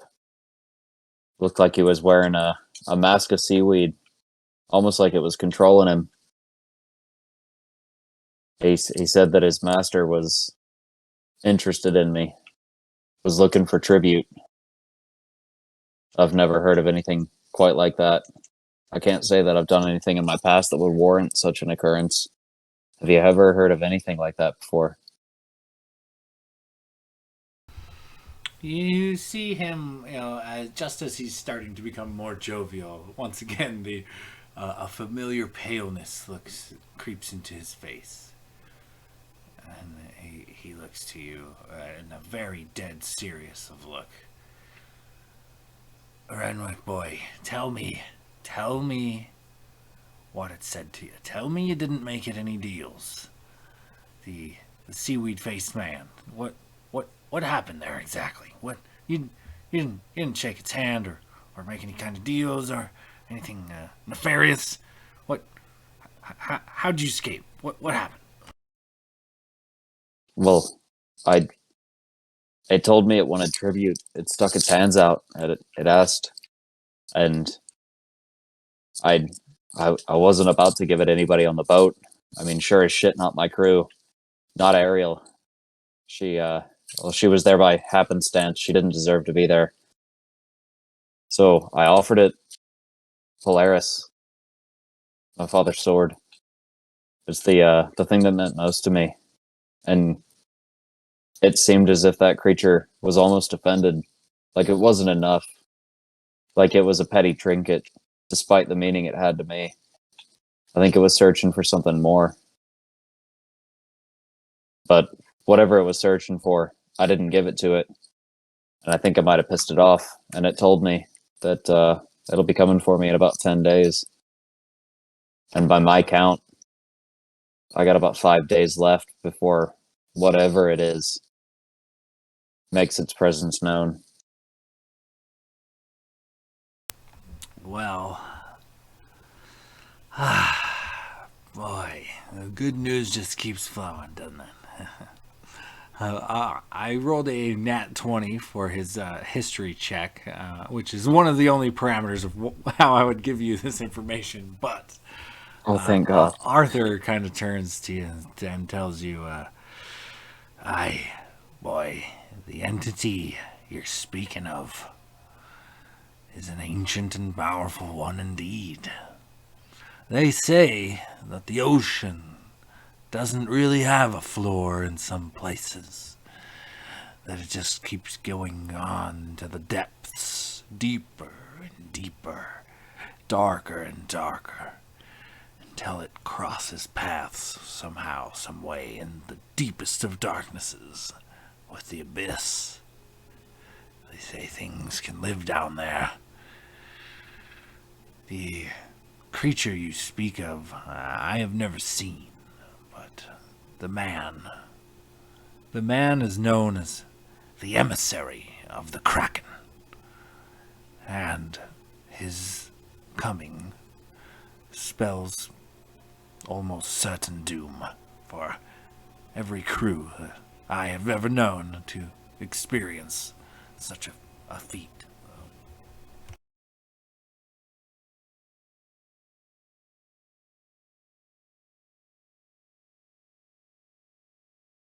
Did you say the emissary of the Kraken?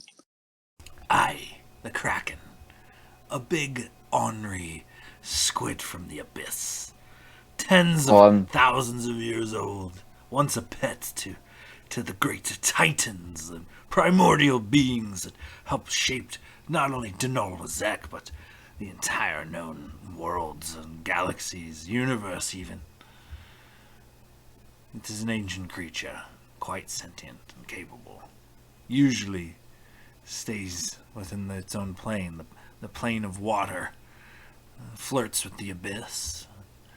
Doesn't come to the material plane often, but when it does, it's usually for the sole purpose of claiming victims or spreading its discourse.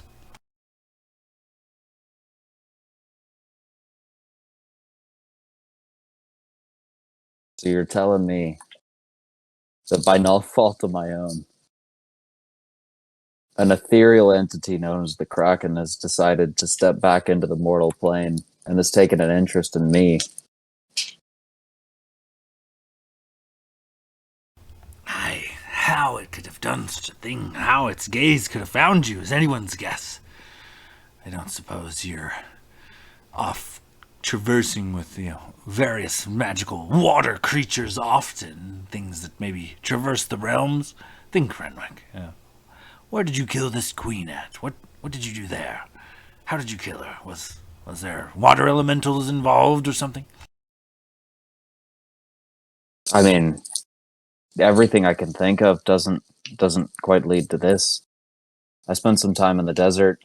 It didn't really amount to much, especially on other planes. And I mean here recently, the only elemental entity that I had a run-in with was a silver ore elemental. But I was in the mountains. I wasn't near really anything sort of water-based. Not that wasn't at least ice. I can't think of anything in my direct recollection. It's ringing a bell. Wait, didn't we find a map of the plains somewhere? Where did we find that? I picked that up from some drunks in a bar.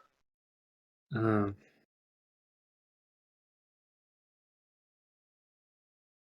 you think the queen was maybe messing around in some sort of planar communication? I mean, she did have that whole entire lab, but that was mostly apothecary type stuff.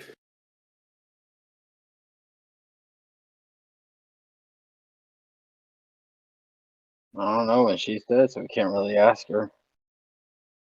That's fair. We should have taken her head. Then maybe we could have at least enchanted it, tried to get a couple questions out of her. Nobody? It was a bit of a joke. It was just a little bit dark. I realize now that actually could have been serious. I know. I was it's like, does anyone have a commune with dead or speak with dead, whatever it is? Well, That's what you I was can wondering commune too. with the dead and not need them to be alive. Yeah, we do need her body though to do that. Although I am cursed by her soul. She forfeited her afterlife in order to curse me. So there's that. Well, yeah, That's you're cursed by a dead queen. I've apparently piqued the fancy of a giant magical death squid. We're really we're batting 1,000 here. Does anybody else have anything else they want to get off their chest before we find out that there's something else out there that wants to kill us? Yeah, I mean, Logus's father was chasing a shadow dragon. Nope. Yes, we Yeah. did forget about the shadow dragon. Yeah, I keep having dreams that a shadow dragon's gonna kill us all, but I don't know. We'll Yeah, put a pin in that one. I guess we'll deal with the problems as they come. I'm not gonna live to see my elder years, am I? Oh, why would you want to live that long anyway? Just pissing and shitting yourself every day. Yeah, that's a fair point. That's a very good point. Yeah, Well, I'm gonna get another ale. And he just walks off. Arthur sends one sliding down the bar to you. Surprisingly capable bartender for only having one arm. Later, make a dexterity check, see if you catch it. Do I need to do that? If you want to. Sure, why not? Because that's the thing I'm best at. let the dice tell the story. 11. No, 8. Well, I don't even know where I got the +3 from. I have a 0 dexterity. So the first one slides by and smashes on the ground. One of the cups that was just recently mended. Sorry, by that. And he fills you another one and sets it firmly in front of you. I like to think like Glader goes to catch it, but totally mistimes when he's supposed to grab and just totally grabs there. And Logus will go and mend the broken cup one more time. Yeah, that's why I like to get really up close and personal and you know, hit people because my depth perception is just awful. According to our little halfling friend, your whole perception is horrible. You know, I can't even argue that. It's fine. I'll take it. Glader, quick catch, and I'm gonna throw a berry at him. Make an attack roll. Natural 20. I don't know if I need to roll for anything, but if I do, it's a natural fucking 20. You caught that shit in your mouth. Yeah, exactly. Like, he fires a good berry off at you, and you catch it in your jowls just barely with your teeth, and turn to show Logos the impressive catch. I rolled a natural 19 too, so it was very impressive on both our sides. It was like right down your gullet. You like You know what? you like baseball throw it, and Gladier like dives over some furniture, only to have caught it in his maw ever so gently. Yeah, when it comes to food, that's a different story. I like to eat, so Yeah, no shit. I've never seen you exude that level of finesse. At that Well. point, you guys notice a couple of hefty looking hefty boys, a couple of human males, a little chubbier on the chubby side, and very gray enter the bar. You notice right away that they are devoid of most of their body hair. No eyelashes, eyebrows, hair on their head, nothing.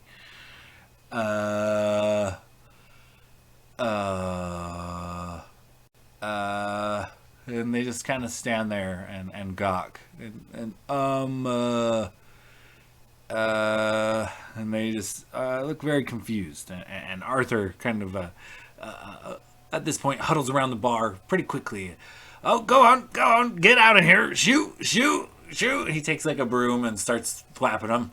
And yep, not in here. You got to go outside. And they kind of, oh, okay. And then they march outside, and Arthur's kind of winded from the experience. Sorry, fellas. Yeah, I gotta keep those that are graying, bad for business. We keep them out of here.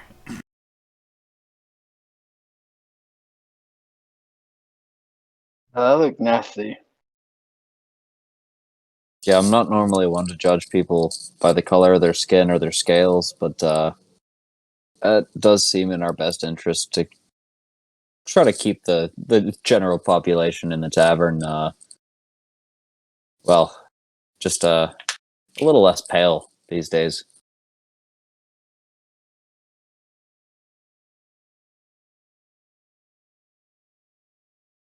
Aye, they should figure out what's going on with the sickness already. It doesn't seem to be very pleasant. It leaves people like them, bumbling imbeciles, barely imprints of their former lives.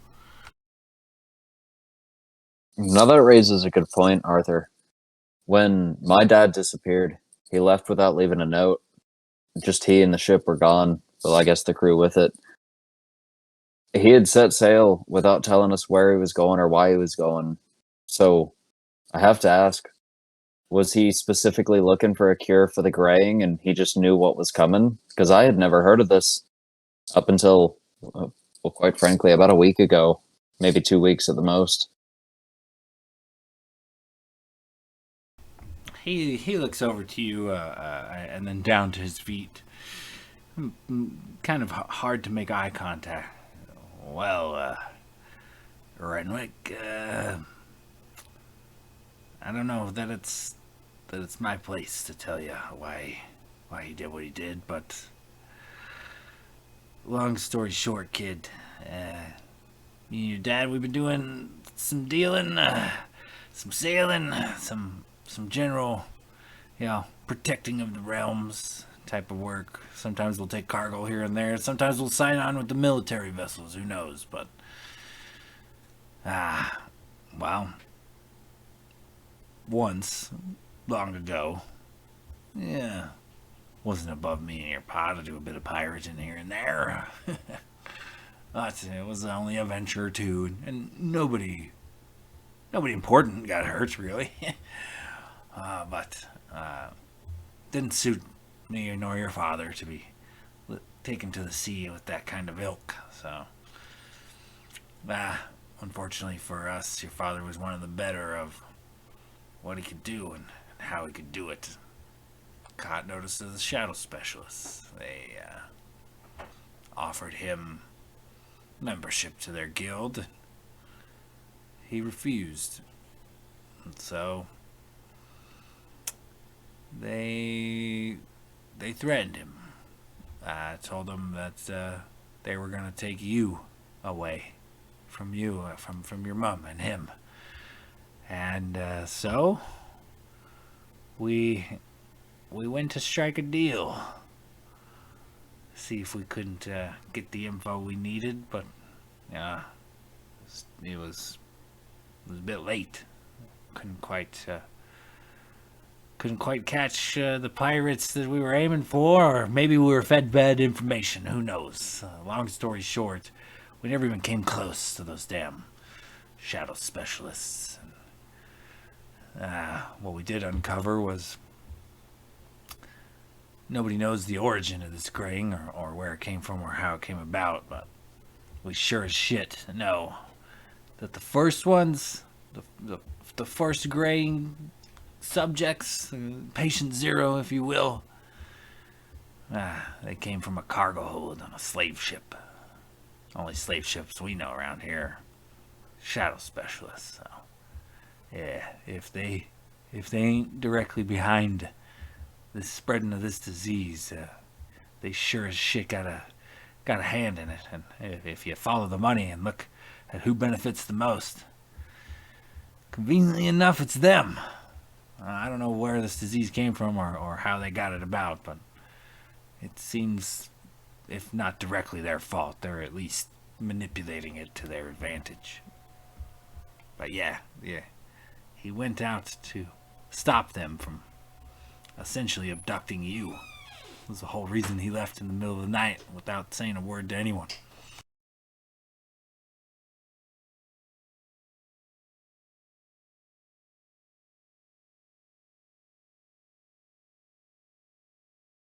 Oh, the stubborn fool. We couldn't exactly tell you what he was doing or where he was going. I mean, he was sailing with us as far as we was concerned. He was part of the crew, but he's not about to sail you straight into the maw of danger. You know your pa. He didn't mean to hurt you or nothing. You know, he's looking out for you as best as he can. I know my dad. My dad knows me. And honestly, I'm a little bit hurt that he didn't bring this issue to me. I mean, I'd taken up a blade at that point. I'd helped him defend the ship a handful of times. We've fought off pirates and God knows what else. He could have come to me. We could have done this together. We could have fought this together. I wouldn't have spent the last couple of months searching for him, searching for answers, trying to make sense of it all, to come home, find the crooked cock in shambles, my mother taken, maybe dead, maybe gone, kidnapped, who knows? And fuck knows where he's at this point. He could have told me. He could have said something. He could have left a note. After all this time, I just feel like it's wasted. And now they're gone. They're gone and I don't know where they're at. I don't have any leads. I don't know where to go. There's a plague ravaging our country. My parents are gone. And thank fuck that this lot's decided to stick with me. And good on them, because when you look at the luck that surrounds me these days, not just in my dice rolls, well, it's all gone to shit. I wish I would have known sooner. There's so much more that could have been done. But in the grand scheme of things, all that's left to do is pick up the pieces. See if we can't make sense of it all. And that starts with finding my folks. Yeah. Your pa said that maybe if he could find a cure to the graying, maybe it would help, set things right. He went and did a little research in Hordenshire, but that voyage home was the last I saw him. I don't even know. Speaking of, did I hear correct? You have the Dawn Treader here?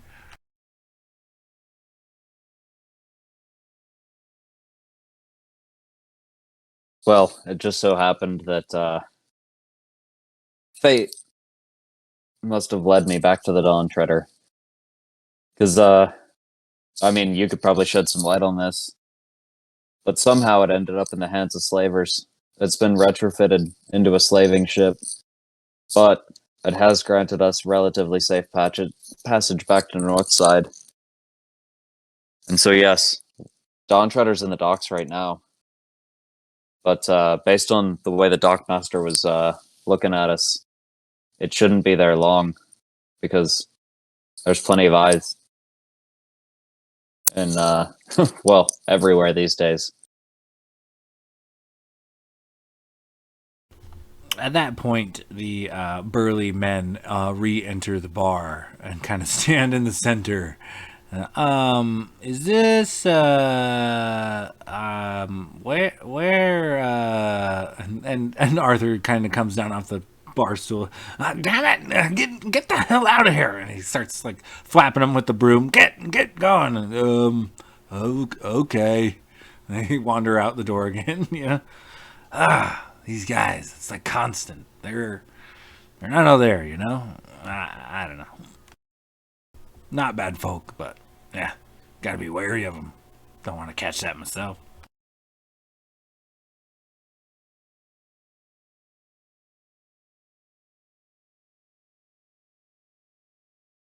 Yeah, whatever that is, you definitely, I mean, do your best to keep it arm's length so we know how we can control it, how we can reverse it, what we can do. It's best to keep your distance. And look, if we're gone, you have to shut down the tavern. I understand.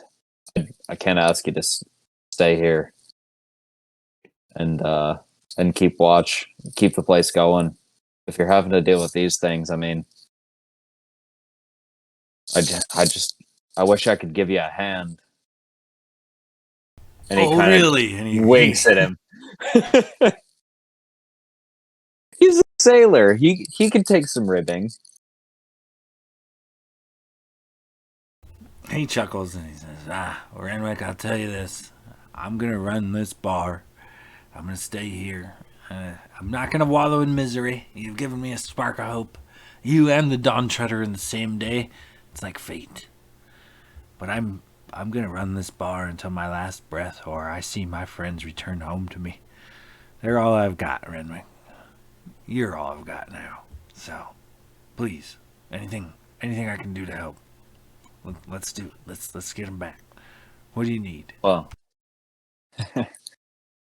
I have to say,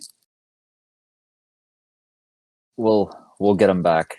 We'll figure out what's going on. We'll sort this out. And if it weren't for you, we'd be in a far worse spot. So it does seem like no matter how much it has rained on us recently, the storm's gonna break. That sun's gonna shine. And we're gonna figure this out. So that being said, I'm not all you have anymore. I know you might not know him, but this lot here, I've grown rather fond of them. I count them as family. They're dependable. And, well, you're part of that family now. It's, that's all we've got. We're going to make the damn best of it.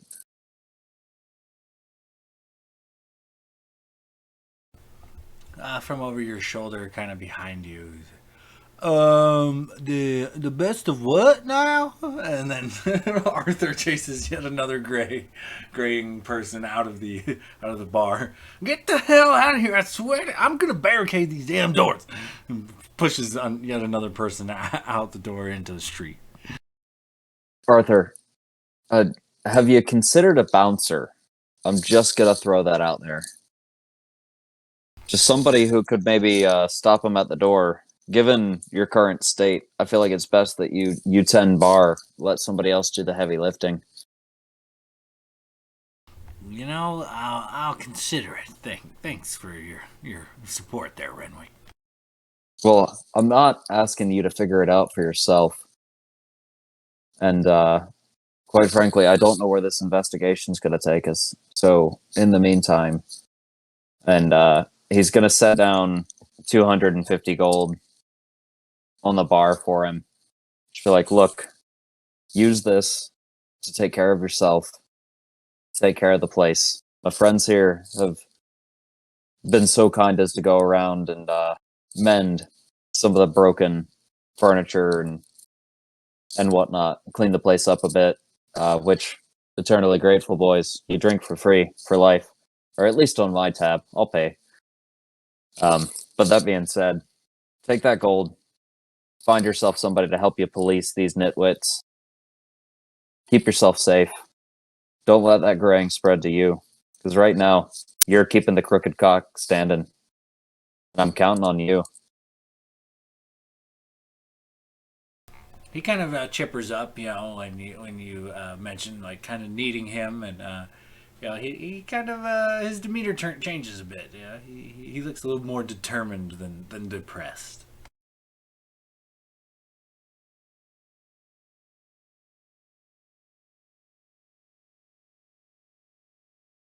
So, I mean, time passes a bit. You're looking at late afternoon at this point.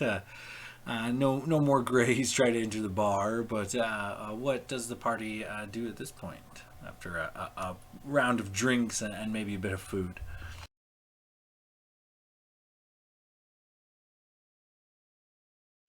Renrick, I swear to God, one of those gray and dumbasses walk in again, I'm gonna throw a fire at them.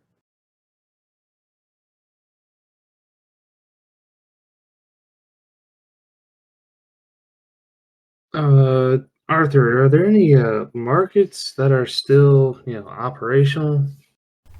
Any sort of shops we can check in on? Maybe a re-up on supplies? He takes the coin Renwick provided and puts it in like a lockbox behind the bar and says, I mean, most of the businesses are in the city proper. There's what they call Slum Row, which is this line of bars you see here, ending here at the Crooked Cock. He gestures out the window, and there are a couple of other buildings that are kind of like inn and tavern types that are kind of lining the road. He says, there's some churches here in Northside, some guild halls, some good market stalls if you're on the, if you just need general supplies, food, drink, things like that. If you're looking for anything fancy, you're not gonna have luck here. You're gonna have to go to the inner island. You're gonna have to go to Tuscargo proper. Here on Northside, it's more just farmers and fishermen.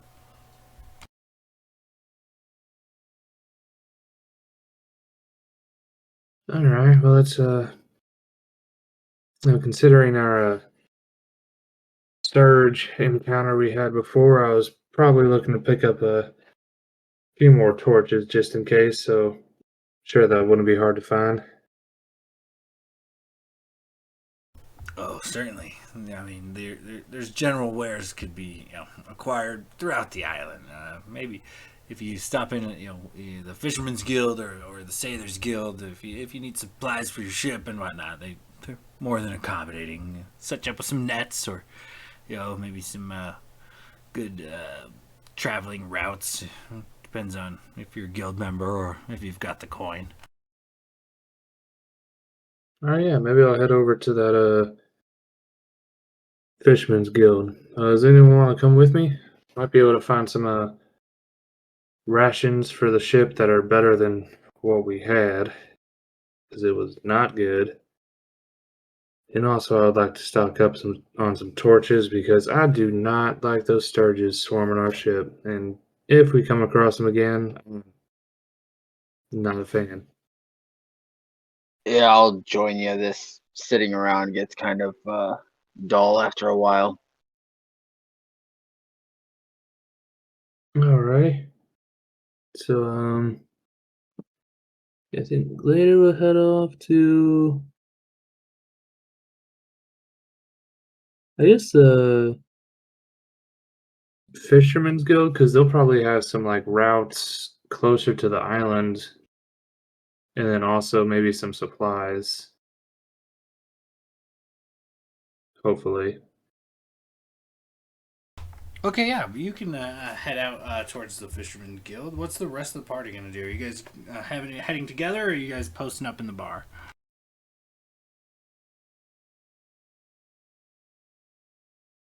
Lucas is going with Glader. Lugus will go for a walk with him.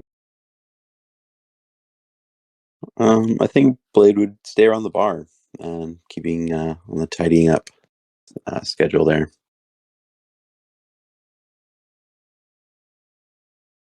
Yeah, I think Renwick's gonna maybe point anybody that wants to go somewhere in the right direction, but he'll hang out at the bar, make sure Arthur's getting settled in as the new barkeep. Maybe ask around about having a bouncer and some hired help with that 250 gold he gave. That should supply wages for a while for at least one or two people to help Arthur out. And just he takes a lot of pride in his crooked cock, and he wants to see it, erected to its full glory, despite how things are. And so I think before he sets off again, he just wants to take a little bit of time to kind of shine up his family's tavern.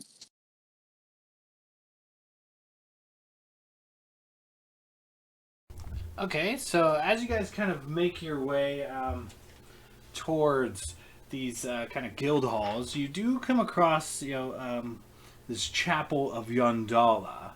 It is one of the local goddesses on the island. It's the goddess of halflings. So most of the clergy, as you guys kind of pass, tend to be female halfling priestesses. It's got like a symbol, a weird symbol. I dropped it in the chat. It's kind of like her holy symbol. It's on a lot of stained glass windows and holy symbols around their necks and things. And they are busy at work. It looks like a small tent city has erupted around this chapel, this big stone building, and there are many of what you now know to be grays. Big gray, like humans. They're all kind of chubby. They're all kind of gray in their skin, and none of them seem to have any hair. And it looks to be, as you guys are kind of passing by, not limited to humans. It is humans, it is halflings, it is elves, it is dwarves, even some of the other races. You're not sure what color. Could it be a white dragonborn? Maybe you're not sure, but it looks maybe grayish in color, lacking in pigment. But still, it seems to affect a multitude of races. And as you kind of make your way by, a lot of these guilds look to have seen better days. A lot of them are in disrepair, but there is light within. Heading over to the Fishermen's Guilds, specifically, many nets, and things strewn upon the walls. Lots of fish hooks, lots of different tackle and things used in various forms of fishing. Some spearheads and different baits and things, and a half-elven male, older in years, is kind of slowly stitching back a fishing net back together as you guys approach. He kind of gives you a nod. Aye, what can I get you for? Oh, hi there, sir. We're looking for some supplies and maybe some, viable, safe routes throughout the Alliance Isles. If you have any sort of maps or anything like that, or if you don't have anything of the sort, we can maybe give you a little finder's fee to point us in the right direction. Well, I'm only supposed to share this information with my fellow guild members, but times are hard, so I might be persuaded. We're sort of fishermen too. I'm pretty good at casting, and Logus over here, he's quite the masturbator there. Oh, a masturbator. Oh, nice. I've got some bait for you. He throws out a bucket of really weird looking nocturnal worms, almost like a void worm, very dark purplish blue in color. Fish go crazy right there. That's all you, Logus. But yeah, no, we can surely pass you some coin for some information and maybe specifically information on safe routes and some supplies. I can get you the supplies you need. Get you some harpoons, some nets, some tackle, some bait. Can set you up with what are you fishing for? I can give you a couple of safe routes, but there's always things, there's some deep dark holes and some ornery critters out there. There's some things you probably shouldn't try to throw a net at. Do you happen to have any harpoons that will operate with a ballista type weapon on a ship? I mean, that's you probably need to talk to the Sailors Guild about all that. we could provide some, fishing equipment. We might have some harpoons and things, but nothing as far as the mounted ballista. Typically, doing battle on the seas is not our forte. Just harvesting the fish. Oh, that's a good point. All right. Well, do you guys need anything here, or should I just pay the man for his information that he provided us? Nah, unless we want to get some decent bait to try and catch something off the coast. But Maybe we can come back for that. We can possibly try and get some rations first, but if we can't find any rations, maybe we can come back here for some bait and catch our own food. Well, he did just throw me a bucket of the finest bait, I assume. I mean, if you want to do Oh that, yeah, that's all. take a handful of that and put it on, put it in a crab trap or on a net. Yeah. Well, you won't be sad for long. It'll fill your belly real quick. I tell you what. So how much for the bucket? And also, do you have a fishing pole that I could purchase?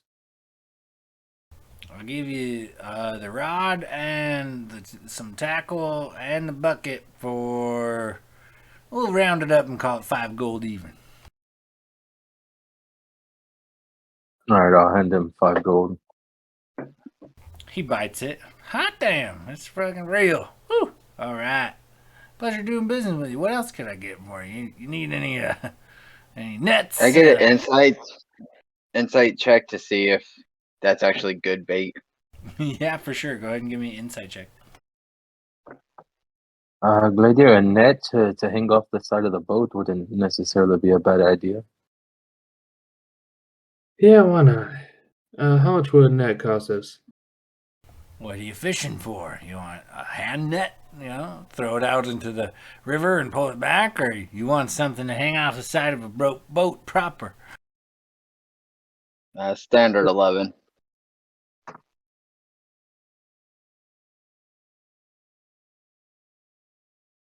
Well, could I make a nature check in the bucket if he doesn't pass his insight?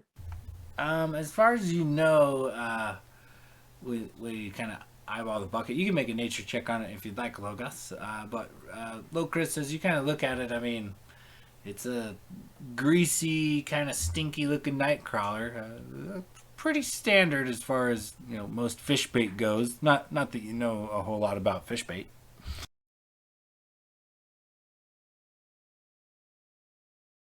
Yeah, it looks like good bait to me. I rolled a 7 total. Same. Yeah, why don't we, well, we're probably going to be out on the open water and on a sizable ship, so why don't we get something that we can hang off of the edge of the ship? How much would that cost us? Oh, good net and some rigging. I'll give you the guild price. You need me to come install it on your ship for you? Because that's an extra charge. Do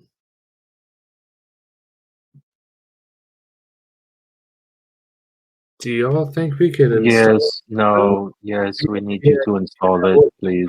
install it? Yeah. 60 We're gonna gold, and I'm gonna need give me like 3 hours. I'll have you rigged up to do some fishing in no time. All right, yeah, I'm gonna give you 70 gold here. That's for the net, the installation, and the information you provided us to point us in the right direction for the other information we need. All right, yeah. I mean, if you're dragging the net, don't go too deep. You don't want to get caught on something hefty or something you can't haul up. Stick to the coast when you drag the net. You'll have a pretty good haul. Now, I'll get on it right away. yeah, and I'm just kind of Are we? Is the Fisherman's Guild like within line of sight of the dock? Yeah, I mean, there's like a row of warehouses that kind of separates the guild from the docks, but essentially it is pretty close to the beach. Okay. Is there any way like I can? Oh man. All right. Well, I don't want to say it too loud, but I'm gonna kind of not intentionally be like sneaky about it, but just like in a mildly softer voice, just so like he can hear it. Just be like, all right, well, or the ship's called the Dawn Treader. It's up at the dock right now. If you don't mind installing that as soon as possible. Certainly, I'll get on it right away. And he starts packing up a few of his tools and some crates and things, like getting ready to haul some equipment over to the ship.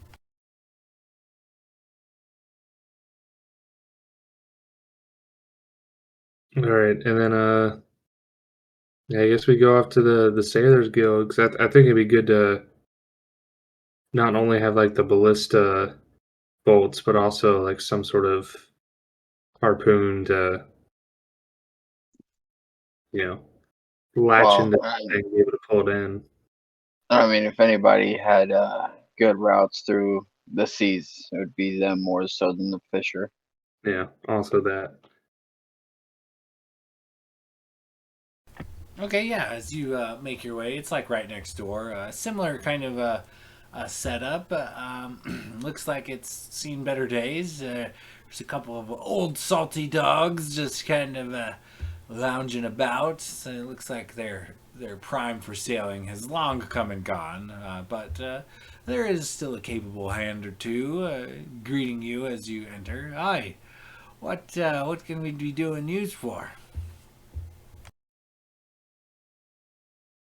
Well, we're looking for some information on the safest routes throughout the Alliance Islands. You know, we're a little scarce on maps for the local area, so we're trying to find just make sure we find the safest ways to travel here and there, and also possibly looking into some sort of ammunition. We have a couple ballista on our ship, and we just want to make sure we're stocked for any sort of nasty creatures we might come across.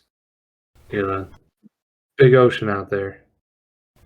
Oh, ballista ammo we could do all day. You're looking at about 12 gold per shot. We'll deliver as many as you'd like.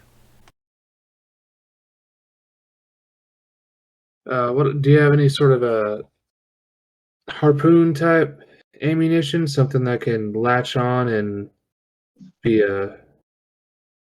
tied down to the ship, maybe keep it from wandering too far. Absolutely, we can make that happen for you. Yeah, it'll be an additional charge, of course. We're 15 gold per shot. And he kind of gestures to like these giant harpoon-like rods on the wall. They're a little more than 6 feet in length, and they have a few hooks and things on the bottom that look to be like ideal place to maybe tie a rope or clip a chain. All right, then, yeah, that'll do. Now we'll probably be buying some of those, but we are also interested. Do you have any sort of maps? As I said, we're looking for some safe routes in and around the Alliance Islands. Are you able to relay any sort of information like that?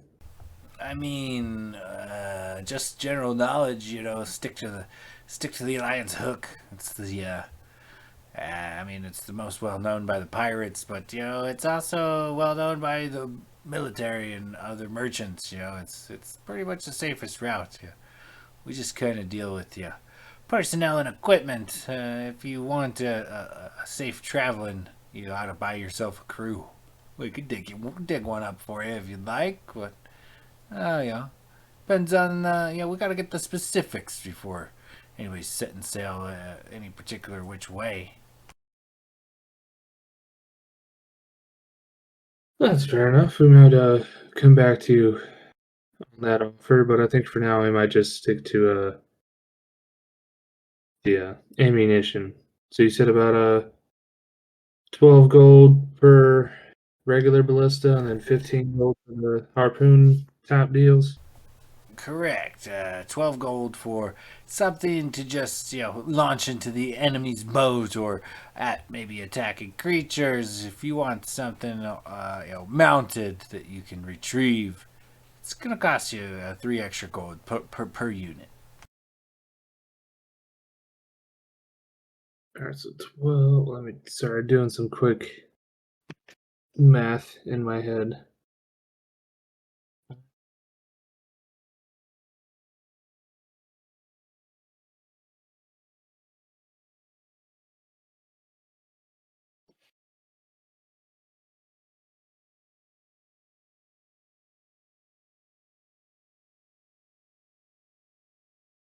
What would you say to 140 gold for 6 ballista and 6 harpoon shots?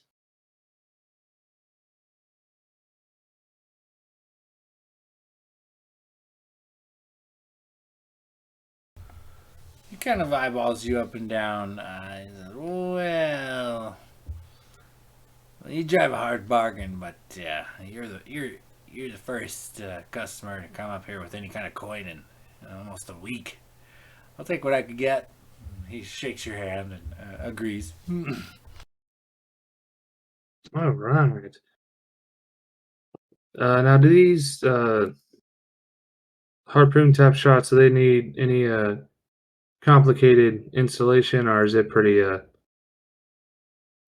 fairly easy? We do have someone on our captain of the ship is fairly experienced with this type of thing, but just want to make sure we're not getting in over our heads. Pretty standard. We'll set you up with the proper gear, and it shouldn't be too difficult.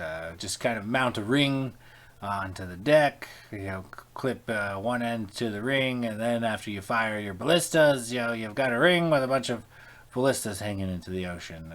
So it's not too hard to thing, but we'll set it up for you. Delivery fee, though, you're looking at another 20 gold to deliver and install said situation. What do you think? An additional 20 to the okay. Correct.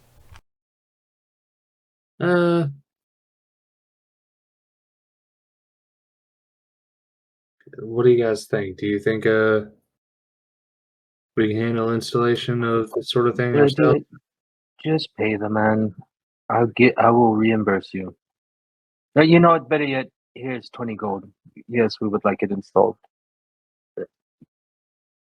He happily takes your money, and all right, well, have a within the hour, we'll have it shipped up and ready to go. Where are we taking it?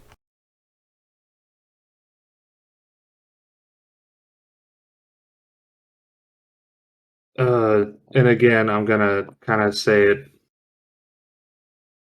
in a softer voice, so like kind of just like him can hear. Just not trying to be obviously sneaky again, but just we're sailing the Dawn Treader. It's up at the dock. We currently have a guy setting up a fishing net on the side of it too, so you'll probably see him. But yep. All right, sounds good. I'll have it here within the hour. Not a problem. And he kind of starts going and taking a few off the walls and lining them in a wrap he intends to carry down to your boat. Gladier, it is about this time. Locris and Logos, you notice, similar to before, the dockmaster seems to be making a beeline straight for you lot. And when he approaches, he kind of sizes you guys up, but hands Gladier a leather parcel, very thin leather parcel. And he says to you, make sure this gets to the captain of the Dawn Treader immediately. And he kind of stares at you, like, expecting you. It's pretty clear he expects you to flee. He's kind of like flexing his muscles. And when you don't, he just kind of, and then stomps off. But he does leave a parcel in your hand. I give a low growl as he walks away. And Can I get then- an inside check on that guy? See what the fuck his problem is. Yeah, absolutely. Give me an insight check. Can I roll for that too? Because that would have been a little. Oh yeah, for sure. All three of you can if you'd like. Yeah, try that. That's a 16 plus 7 for a total of 23. I was too pissed off by him trying to make bigger muscles than I had, so I didn't see anything because I rolled a 5.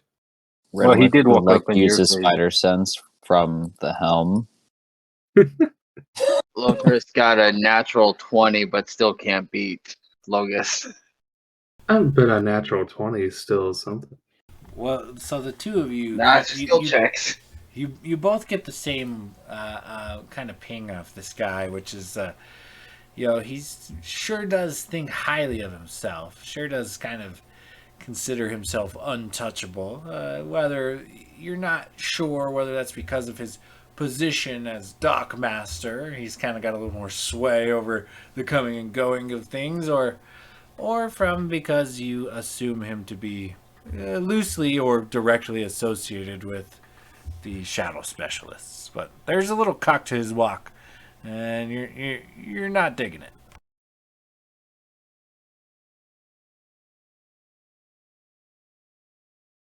Oh, we need to fuck that guy up. Good idea. I don't like him.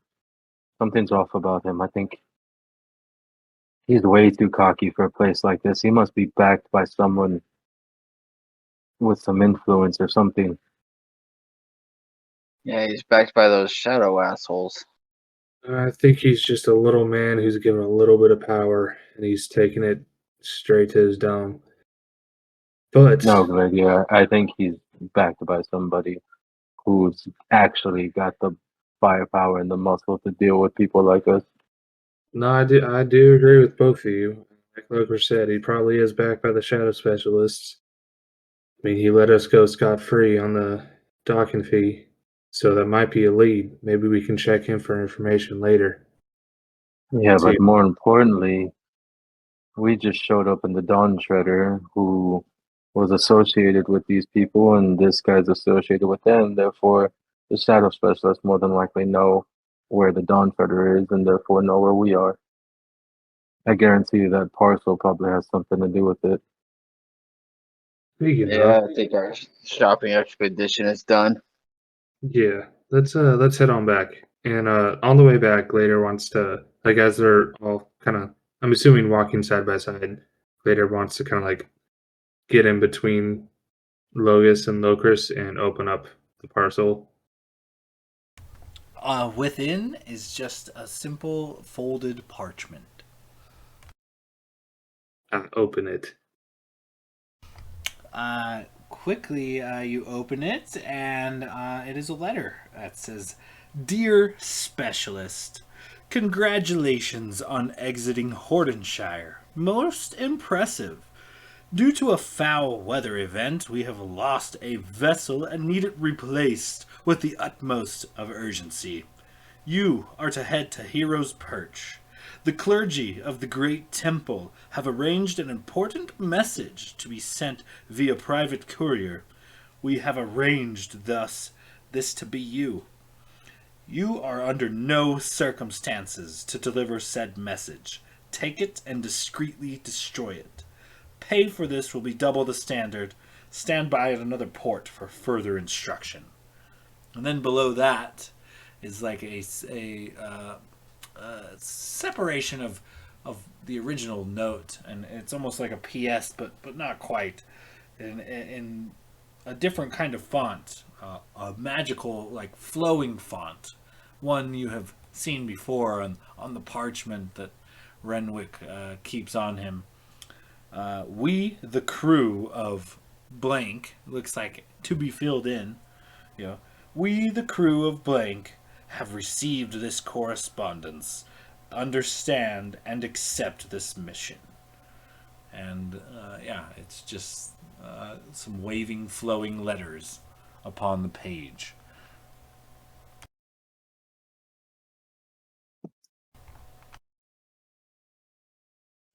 Well, guys, I think we have our next lead, and I think it's a very good lead. And I think we got to get back to Renwick right now. Locust and Locust didn't even see you stop. We just kept walking.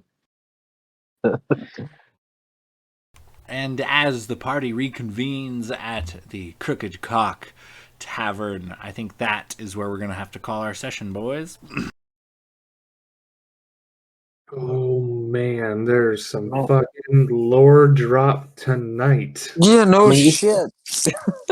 You should have seen this coming. Putting your story on the fucking ocean that a goddamn kraken would show up. I mean, but for fuck's sake, like, definitely not the way I thought that was gonna go. Holy shit, do I have a lot to process. It blew in the water for like 2 days, and you got this shit on us. Well, it's a good thing you got 10 days. So many things have happened in the last week. Fuck, I'm sorry, boys. If anybody dies, because it sounds like my arc's about to get really brutal, and I didn't expect it this early. Yeah, no, I'm sorry. I don't know. The fun stuff's just about to start. Yeah, it's gonna be a blast, but I am genuinely worried about the party now because I feel fully responsible for basically the next, well, based on the way we go, about 20 sessions. No, we've got a plague to deal with now. We've got a fucking kraken and some creepy little seaweed underling. This is gonna be sick shit. And not Kraken, to mention the fucking shadow pirates that are like expert killers and shit. Yeah, I was gonna say, so we left the arc where we were enemies of the state and overthrew a government, assassinated a queen, and freed a bunch of slaves, and moved on to pissed off pretty much everybody we've still come across. Assassin pirates. The Kraken now wants my body for some reason. Hey. And there's a plague. Oh, and also the pirates have kidnapped, we think, at least, my mother. My dad is still missing. And yeah, that is a lot to process. But I thought your dad they also your dad was at Hero Perch and we're on a direct line to Hero's Perch. That's the last lead we had. We were stopping here because he was originally heading home because he didn't find what he was looking for at Hero's Perch. But we found traces of things from Hero's Perch, so that was our initial lead, and then we talked to the headmaster and he said that my dad was going home. So we changed course to Tuscargo to go straight home. But Hero's Perch is definitely a stop we should make at some point. Was it a dream vision that you saw your dad surrounded by people in white? No, it was the that was when the headmaster scryed on my dad, I think. Yeah, so you saw your dad was at Hero's Perch. Yeah. I mean, I guess time frame wise, it wasn't 100% clear. And I guess in my head, subconsciously, I'm just hoping that my dad doesn't have the plague. So I was hoping that maybe like the scrying was like, I guess time frame wise a little different. But no, that's probably what's actually happening is dad is there, mom is kidnapped, and I am here to pick up the pieces. Oh no, yeah, so the headmaster scried on Renwick's father. We can't tell the location exactly, but he's covered in white sheets, surrounded by clergymen, and we said it like there was a chance it could be Hero's Perch, but we never got like a confirmed yes or no. Okay, I remember that now. Yeah. Yeah. So yeah, But, I mean, it's 2 leads pointing us in the direction of Hero's Perch, and we could also, maybe get paid by the Shadow Specialists and also fuck them over at the same time. They don't know. They think we're on their side. We all got a semblance of what's to come in all our arcs, right? Like you got a Shadow Dragon that is probably coming from mine. Locris has the Shadow Realm to deal with in his. We don't know jack shit about Blade's arc yet. And it's going to be the most terrifying of all. it's always the quiet ones. He's going to be the last arc, and it's going to be the most brutal of all because he has not let on to really much of anything. He's been pretty tight-lipped for somebody who's been such an integral part of the party. We don't know much about the background. Yeah, Stop messing with my big bad evil guy, you guys. Let Blade do whatever he wants. I've got like a half page of at least like a half to 3/4 to a full page of notes on everyone else's just from info they have dropped. But Blade, it's like 2 lines. Mysterious, handsome stranger singing in the bar. Bum, bum, bum. That was a good session, boys. I thought we were gonna die from 10,000 sucker wounds of Sturge. I'm shocked we lived, to be honest. That whole Sturge emissary of the Kraken situation was something that was just kind of handed to me by a fellow DM. I just kind of I threw it in a bunch of random encounters and really, really hoped you guys would roll it out, and it just kind of the dice manifested my will, so that was awesome. Fucking creepy as shit. So the Kraken was Dude. a random encounter? Oh yeah, it gets worse. You guys are stuck with that random encounter after effects for a while, so it should be interesting. Wonderful. Yeah, that is not at all where I thought that was going. Like we've been chatting about it we have like a party chat that we discuss shit over the week, but also in session. And we were throwing out like all these different possibilities because nobody knew what was coming, but we knew that the giant swarm of Sturge was not gonna be the biggest problem. Like there was something else there, and there were a handful of theories, and I don't think we specifically nailed the Kraken coming from another plane and specifically targeting the captain of the ship. So that was a game changer.